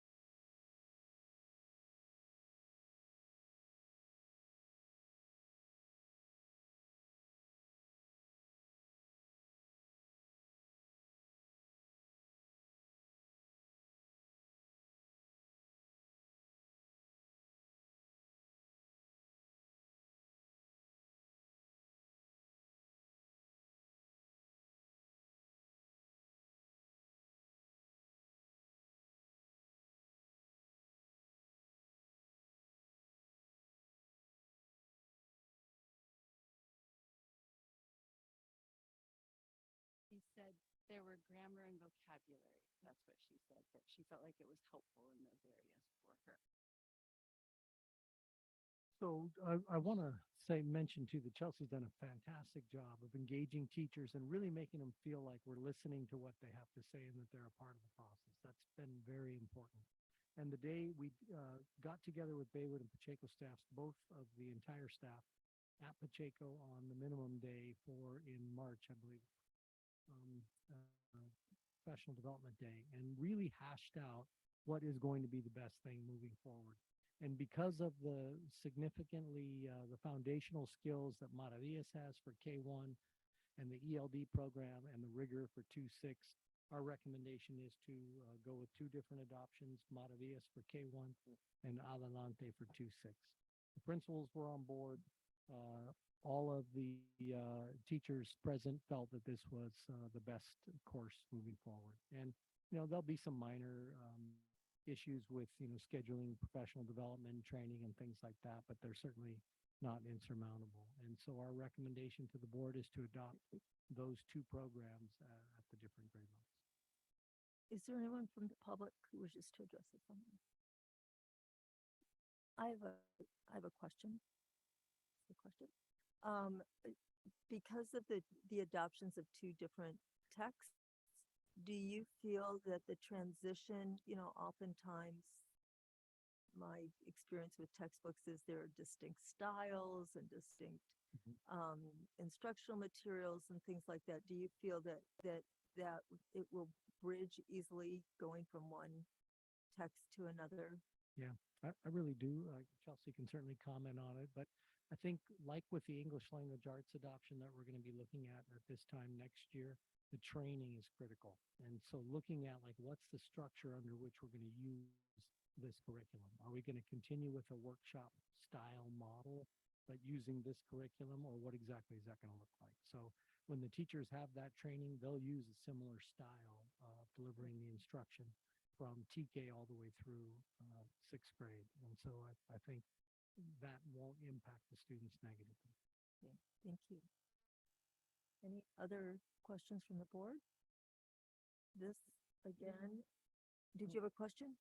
I had a comment. Oh. And then I was going to make a motion. Please proceed. This is the first time that I can recall a split adoption. It's a novel concept. But if it's what's best for kids, I'm all for it. I hope that in doing a split adoption, that the teachers that piloted these programs really will feel that they were heard, you know, and that their expertise was valued. And we're going to follow their recommendations. Yeah. So with that in mind, I move approval of item 10.03, elementary curriculum adoption, dual language immersion. And a second? I second it. Oh, okay. We have a motion by Mrs. Roger, a second by Mr. Banfield, Ms. Dobler-Drew. Yes. Mr. Unger. Yes. Mr. Buckman. Yes. Mrs. Roger. Yes. Mr. Clausen. Yes. Mr. Banfield. See. Sí, como no. Qué bueno. Thank you. Thank you very much. Can I make just a notation about a split adoption? Other districts where I taught, that was pretty common to have that, and it always worked out, and never was an issue.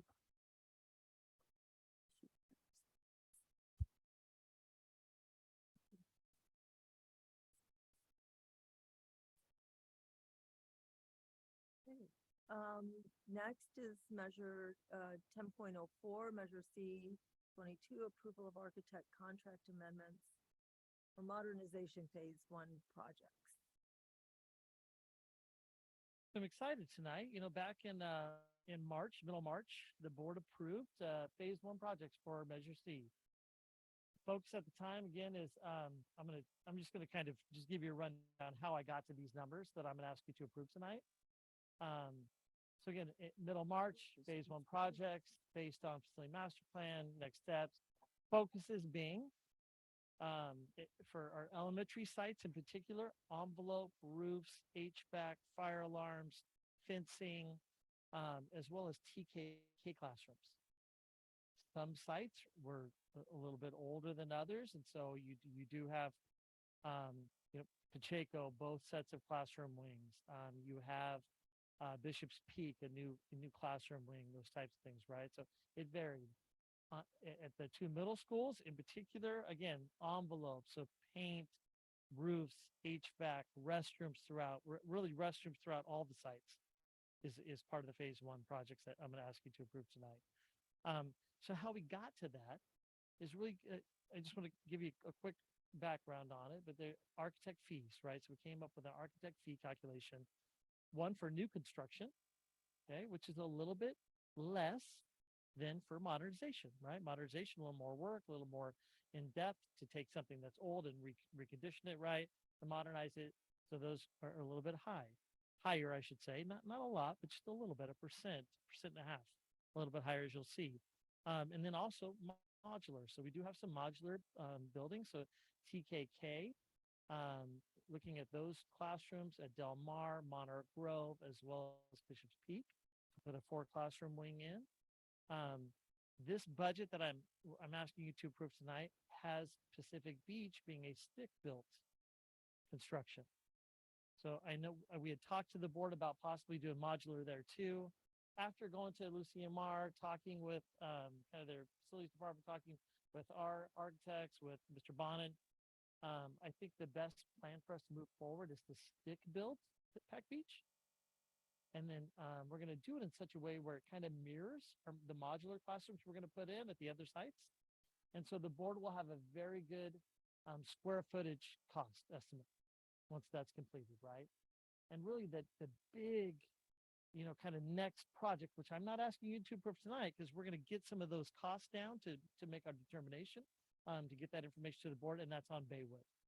Because Baywood is a complete remodel of the entire campus. And so I want to know that modular versus stick-built price, and kind of where that lands before we move over with the entire, you know, kind of plan and program for Baywood Elementary School.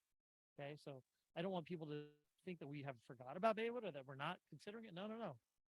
We are definitely considering it. You'll see here today, it's actually on this sheet, right? Baywood, $36 million stick built, potentially for that project, right? In terms of new site work, cost estimates. So again, what I just wanted you to kind of see what's gone into the background, the work that Mr. Bonnet and myself, our architects have done. So after we got those phase one projects, we went out to the school sites. We walked the school sites. We talked with the architects. We set those scopes. There were some areas that didn't need as much work as we had thought. And there were some areas that was like, oh yeah, we need to do that now. Restrooms in particular, and how much work needed to be done in those. So like at Del Mar Elementary School, let's do the restrooms while we were doing this, you know, the kind of work on campus, right? So there were some of those discussions that were made, but literally walked each campus. And so this is the master sheet that I'm sharing with you right now that kind of has all those new construction costs, what the construction is, the percentage that ties into it, which gives you a fee. There's the modernization construction costs, the fee associated with that percentage, right? And again, it's a sliding scale. So the more higher cost of project is, the fee is actually reduced, right? The less work that potentially needs to get done, they actually get a little bit bigger fee. But anywhere from 9 to 11%, 11.5%, right? When you look at those. And then of course for modular construction, for those modular units, it's a real small percentage. It's only 4%, right? Because most of that work is being done by the modular company, not the architects on the site. Okay. So, but each one, I'll just give you an example. We can look at at Pac Beach here, so you'll kind of get an idea of. Again, I just wanted you to just a quick glimpse of kind of what goes into these these scopes, these fees that I'm asking you to approve tonight. So everything from breaking down the actual square footage of buildings, of restrooms, of facilities, of field space, all of those things went into these estimates that we broke down. Again, worked with our architects, in particular the district. The district has hired a project construction manager to help us with some of these numbers, right, to break it down. And so literally put quantity and cost to each one. to get to a point where, again, all of that information for each school site goes back to this architect fee sheet that has everything listed. There are some adder fees for things such as that are not part of the construction. Again, surveying, fire sprinklers, food service, where you have to bring in specialty people to come in and help with those designs, right? So those are things that are added to it as well. And again, end of the day, when we look at a summary of costs for the board to see,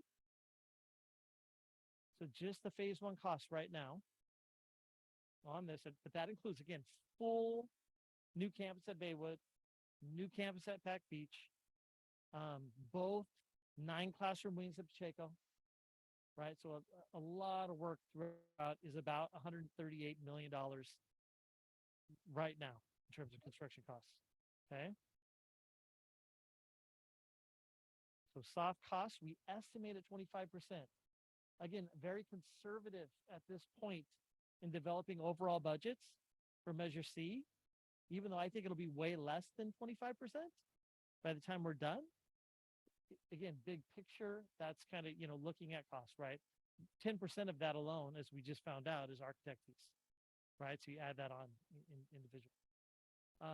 Again, we've been able to run Measure D with a low staff, low overhead, low overall cost, but you do have surveys and inspector fees and DSA fees and all, a lot of other things that go into these equations, right? When we're putting these budgets together. We will be, after this, my next phase, after I'm done, if the board hopefully approves this tonight, we'll be looking at the Measure C phase 2 projects that we'll be bringing to the board for approval, and then phase 3. So looking at the whole program so that I can bring you a comprehensive budget of what the entire program looks like, based on the work that needs to be done at our sites. So that'll be something that, again, we'll move forward as we proceed. All things, that are needed at all of our school sites, right? In terms of those phase 1 projects. Again, the public can look those up. The March, I believe, 13th study session had all the phase 1 projects that the board approved at that time. So again, tonight, along with those, you can see, so again, the Baywood one right now is something that, though listed here, we're not moving forward with today until I get some more definitive information how we're going to move forward on that campus. The other 2 that I will point out are Sinsheimer. Los Ranchos and Pacheco. So there's a rule with DSA, Department of State Architects, that if the building modernization that you're doing within a building is more than 50% of the value of the building, they make you go in and do structural upgrades. But that comes with a significant cost, potentially. Okay, so those are things that, again, you have to add, you have to bring them up to date, whatever it takes. Though moving forward tonight, those budgets for the structural upgrades I put into this budget tonight, into the construction budget, into the architect fees. Now, we, the district, have paid for a structural architect to go out to both of those sites and to do some preliminary planning and look at those sites to see where are we going to meet it? Do we need to? If we did have to do structural upgrades, what would that look like? How much would it cost? And so we have informed KBZ Architects, who is the contract or the architect on both sides, that even though this, approval tonight, we're going to wait until we get that information before we proceed with having them sign this aspect of the addendum. Okay, so we want to get some more information. If it's something that is absolutely unbelievable in terms of cost, structural, those types of things, I may be coming back to the board to have a different conversation about those campuses. Because then it's going to be a question of, do we do the structural upgrades? Do we knock the building down and stick built all the way up? Right. So those are things we'll find out, right? So that's structural analysis that we need to do, but sometimes we want to do our due diligence with those before we make that kind of decision and move forward. If it's not, if it's something that seems feasible and we should move forward with, then great, we'll move forward. No. Ryan, are you talking about structural deficiencies, or are you talking about seismic upgrades? Seismic upgrades. Okay, thank you. Yeah. So even though the buildings have been there for 60 years and have withstood earthquakes, those types of things, there's new codes. that they potentially make you, bring them up to date. So we literally have a structural engineer who's going out and looking at those sites right now. Yeah. I see your light, but this is an action item. I'll go to the public. Anyone from the public? Okay, Mr. Buckman. Thanks. Oh, a little bit of work since last meeting. A lot going on. Lot As going you on. see. Wanted you to get a glimpse of what we've been, Mr. Bonin. That's why it looks a little tired tonight. What Well, we've yeah, been and the working on. LCAP and the budget and A lot yeah, happening. I got It's it. good. Good work though. Good work. Okay. Two questions. I don't know whether the P2 reports, the attendance reports that you file with the state, are we showing, I don't know, or whatever number of years, a declining enrollment, increasing or flat? Because the reason I'm asking is because we're talking about building additional classrooms at some site and maybe sites and maybe we don't need them. So what I would say in terms of from an enrollment standpoint is really for the board, decisions are going to be made in phase 3. And that really phase 3 we talked about is where the portables that are currently on campus, are we replacing them? Are we just getting rid of them? What are we doing with those? Right now, phase 1 is really focusing on the current like main classroom structures that are there, right? So we have a little bit of time, again, 6th grade in the city. What are we going to do there, right? So there's still some questions to be raised. We are adding some childcare spaces, Hawthorne, C.L. Smith, and that will add some classroom space on campus, which will be nice for those campuses in particular. Del Mar, a lot of room. Adding the K classes at Monarch Grove will assist them in opening up some childcare spaces. So it's kind of it varies based on each site. Los Osos Middle School, again, when we modernize the rest of the campus at Los Osos, I'm not sure that they even need the portables anymore. Right? So those would be something that we'll see as we move forward. To answer your question, we're about 65 students down over the past 4 years. So, and we're kind of the anomaly in the county, honestly. Most districts are down several hundred students, and we're kind of maintaining. We had a little bit of dip with COVID as people pulled their kids out. They didn't want kids to wear masks anymore. They put their kids in private school, and we're starting to see those kids come back to the district. So we're, kind of a level factor for us. Okay. If you're asking another question. And so, thank you for the board was able to take a look at some facilities. I noted and I don't know whether this comes into whether it's too soon to ask this question because we're seeing architects and we sent them RFPs and I think it was the CMR, they were built on a cement slab. And then at Bellevue Santa Fe, they actually had a raised foundation. And so are we making that decision at this point, or is that something we'll be making later on? We will be making that decision later on. Okay. Yeah, as we get into the architects, will be giving us options, looking at design, those types of things. We'll be updating the board on designs and plans and, every phase of the way, each site, what's happening, what we're looking at. So a lot more detail will be coming back to the board. Okay, because I didn't see it. Yeah, not at this point. Okay, good. Thank you. This is really to kick them off, right? Phase 1 projects, we walked the campuses, we got the scope laid out, we got the budget established, we got their fees established. Now it's go, right? And so part of that will be them talking with staff, meeting with the principal, meeting with teachers, meeting with parents, talking about needs, facilities. And so, maybe not so much on the roofing material that we're going to use, but definitely TKK classrooms, right? You can imagine, input for those and, there'll be a lot of conversations to be had. Thank you. Sure. This is an action item to approve these architect contract amendments. Anyone wishing to make a motion? Dave? I move approval of item 10.02, measure C22, approval of architect contracts amendments for modernization phase 1 projects. Second by Ms. Dover Drew. Ms. Dover Drew. Mr. Unger. Yes. Mr. Buckman. Yes. Mrs. Roger. Yes. Mr. Clausen. Yes. Mr. Banfield. Yes. And I am a yes as well. Motion carries. Construction delivery methods are next. I'll be back. Okay. Okay, next is that ever exciting approval of annual declaration of need for fully qualified educators. The 3 year. Mr. Block. Yeah, thank you. This comes to you annually. The declaration of need for fully qualified educator must be on file with the Commission on Teacher Credentialing before any emergency permits will be issued for the 23-24 school year. As you look through here, it's an estimate. A couple key points to point out. This isn't just for our classroom teachers. So for an example, there's a lot of B-clad on there. It says 10.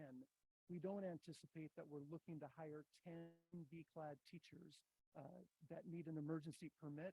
But we also don't have any subs that in the case at Pacheco or Baywood, a teacher needed to go on leave this year. If we don't have this, we couldn't put a long-term sub in those positions. So that's why the numbers are larger in some case to accommodate long-term subs. In the other areas, even though we don't have one, we don't have an opening. Again, if somebody were to go on leave in chemistry, we'd have to have this on file in order to have an emergency permit issued. This is an action item, and is there anyone from the public? All right, any questions from the board? Mr. Buckman? Yep. Thanks for answering this, but I would like to get it answered because I'm sure it's a burning question in the whole community. Cal Poly has a great education program, and I noticed on this that our internship program is the University of Massachusetts, and I just wondered, that Cal Poly here in Massachusetts is way far away. Cal Poly doesn't have an internship program. I asked that question. I didn't get an answer, Mark, but Mr. Buckman, but interesting. Yeah, they don't do that. But don't their future educators need to do classroom intern? Yeah, it's different than student teaching. Okay. We definitely have student teaching, but internship is a little bit different. Okay. All right, any other questions? Mr. Banfield? Now, I noticed that we have 0 for multiple subjects. Good. I was going to point that out. Thank you for bringing that up. That's our largest pool. We recently, last year, we didn't open multiple subject for English-speaking teachers for English-only classrooms in the spring. We had 80 applicants this year. We had it open for 1 week. We hired 8. Many of those will roll into our sub pool. So if we needed a multiple subject teacher for our elementary schools, we'd have no problem finding one that met the criteria. You know, I was visiting with Marcelo the other day at Pacheco, and he was telling me that they're losing one of their 4th grade teachers. So we'll be able to replace her. Right. Again, that would be a B-clad teacher at Pacheco. And that's why that number is large. We're looking in those areas. We're close to filling our bilingual openings at this point. But again, if any leaves come up or we don't fill one of them, we have the option with this motion in front of you tonight. Any other questions from the board? All right, if someone would like to make a motion, I will make a motion to, Mr. Banfield, please go ahead. Well, I'll make the motion that we approve this document about required instructors. I'll second. All right, Mr. Banfield, Yes. Mr. Clausen, Yes. Mrs. Roger. Yes. Mr. Buckman, Yes. Mr. Unger. Yes. Mr. Overdrew. And I am yes. All right, motion carries. All right, let's do some board policies. Yes, and I have 4 for you this evening, starting with board policy 0510. This is school accountability report cards. A lot of information in this. It requires us to inform parents and guardians and the community about the conditions of our schools, any needs, progress, data at all schools. The board has to annually approve our school accountability report cards. And it does talk about how we have to share this information with the public. I do recommend that this comes back for a second read. Anyone from the public on this board policy? Any questions from the board?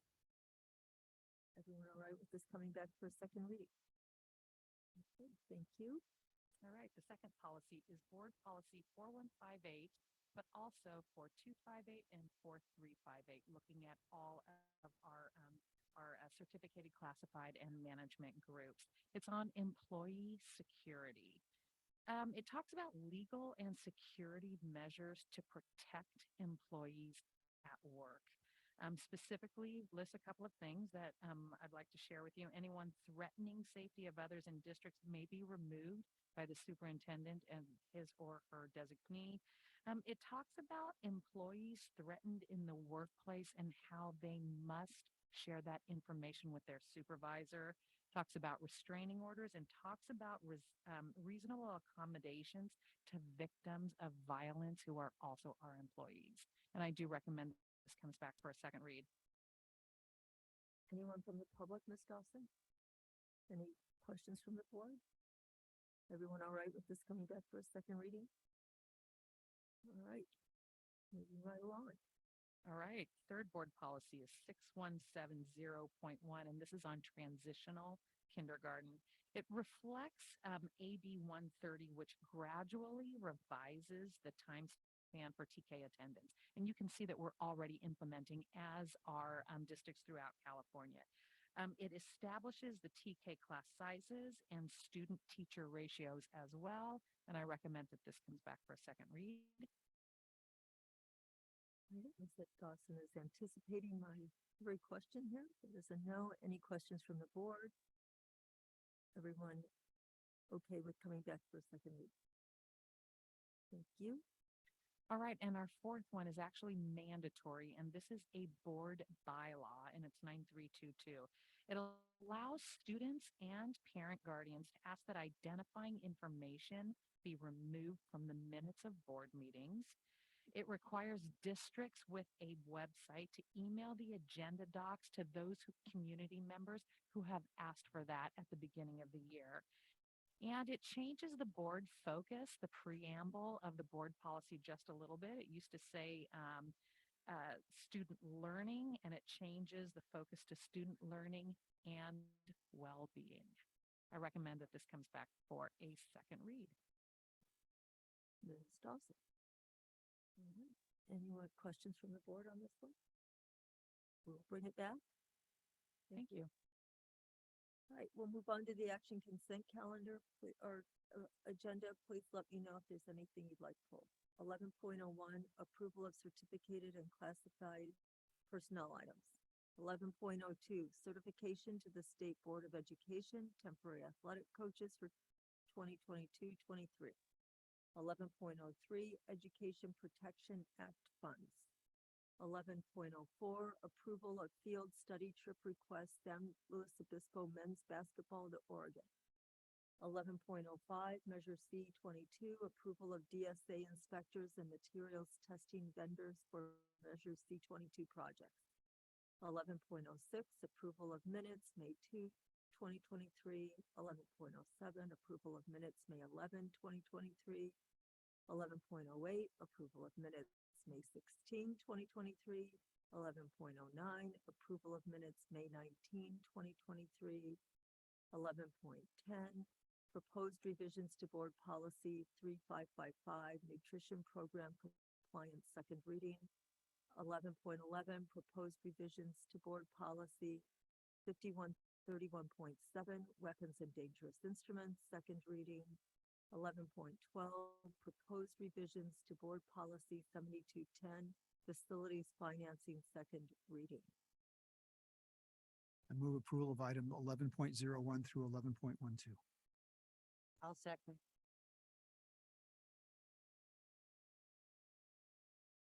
Mr. Drew.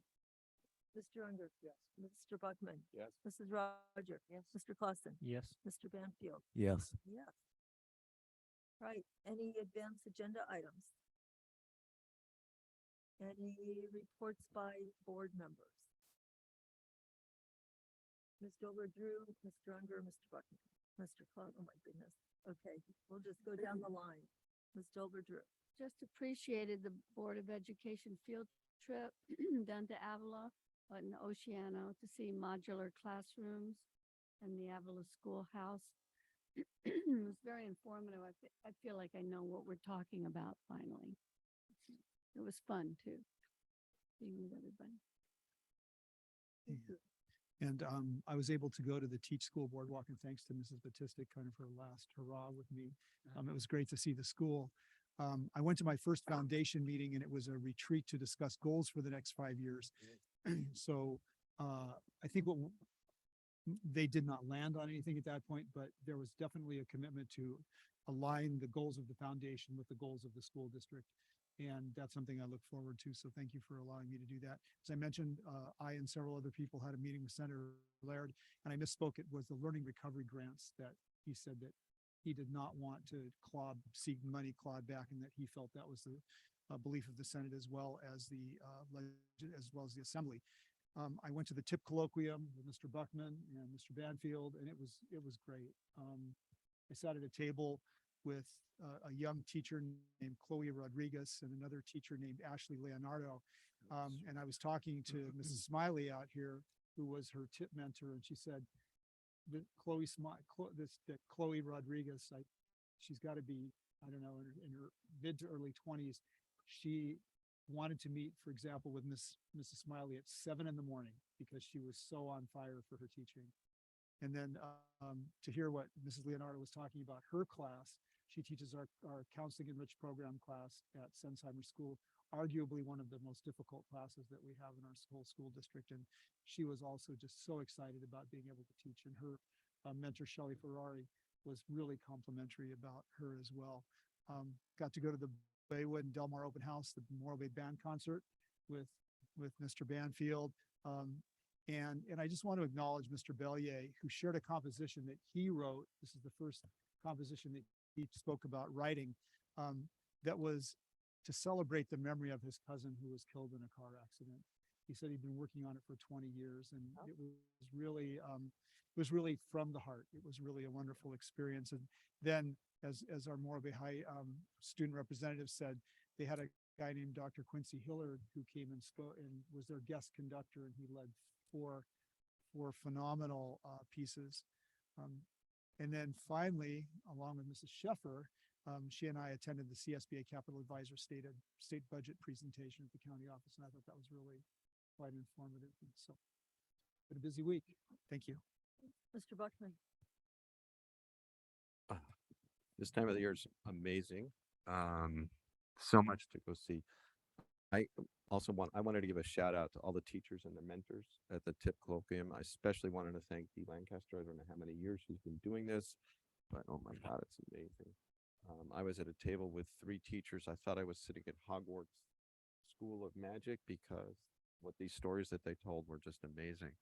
I wanted to also give a shout out to Rick Robbins, San Luis High School and Laguna Middle School's choir teacher. I usually am bouncy and move around a lot. I was still the whole time. I'd also, at this point, just like to talk about Dr. Prater for a second. Dr. Prater offered me a ride from the TIP colloquium at Bishop's Peak over to San Luis High School. And he said, okay, let's go. And it was another 15 minutes, I think, 10 or 15 minutes before we could get from our seats to the door, because everybody wanted to talk to Dr. Prater. We got to San Luis High School to watch the choir. And we were walking from the car. I just finally said, you know what, Dr. Prater, I'm going to go get some seats for us. I don't know how long it took for him to get there. So, and I don't know how many shoes he goes through, pairs of shoes he goes, but it was a pretty amazing thing. I wanted to thank the parents of the Avid students. I got to attend the Avid graduation from San Luis High. Absolutely amazing lineup of students and what schools they're attending. I'd like to thank the California School Boards Association. I sit on the delegate assembly up there. They did a presentation on cybersecurity, which I had no idea was that involved. And they had just this awesome presenter. And everybody was like, oh, wow. And afterwards, everybody was talking to this awesome presenter. And my biggest fear was that San Luis Coastal was going to lose their awesome presenter because it was Jeremy Carlson. And it was like everybody, he was amazing. So he should probably do a presentation here someday, I think. But that's just me. And then a special thanks to Leslie O'Connor and Christine Robertson for this new program called Next Generation. Again, the parents that were there were amazing, and they're going to let their kids take part in this. So I know it's a busy time of the year, but there's just so many people to thank and be thankful for in this district. Mr. Clausen. I was just going to say I really enjoyed the student-led presentation of Sense and Sensibility at SLO High School last weekend, and great to see the drama program continuing to thrive. Thank you. Mr. Banfield.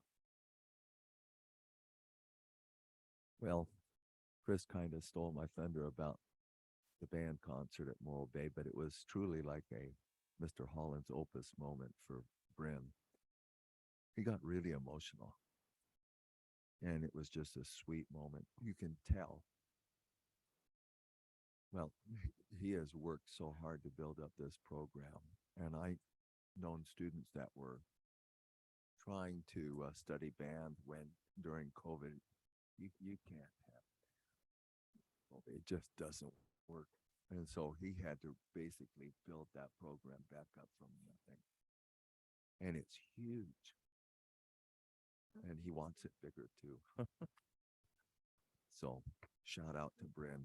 Great. Thank you. I attended the Next Gen dinner and it was really wonderful to see and see everybody there. It's gonna really take off and help a lot of kids. And I think this is a wrap. Our next meeting is when? Is our board workshop on Monday, June 5th. Right. Okay.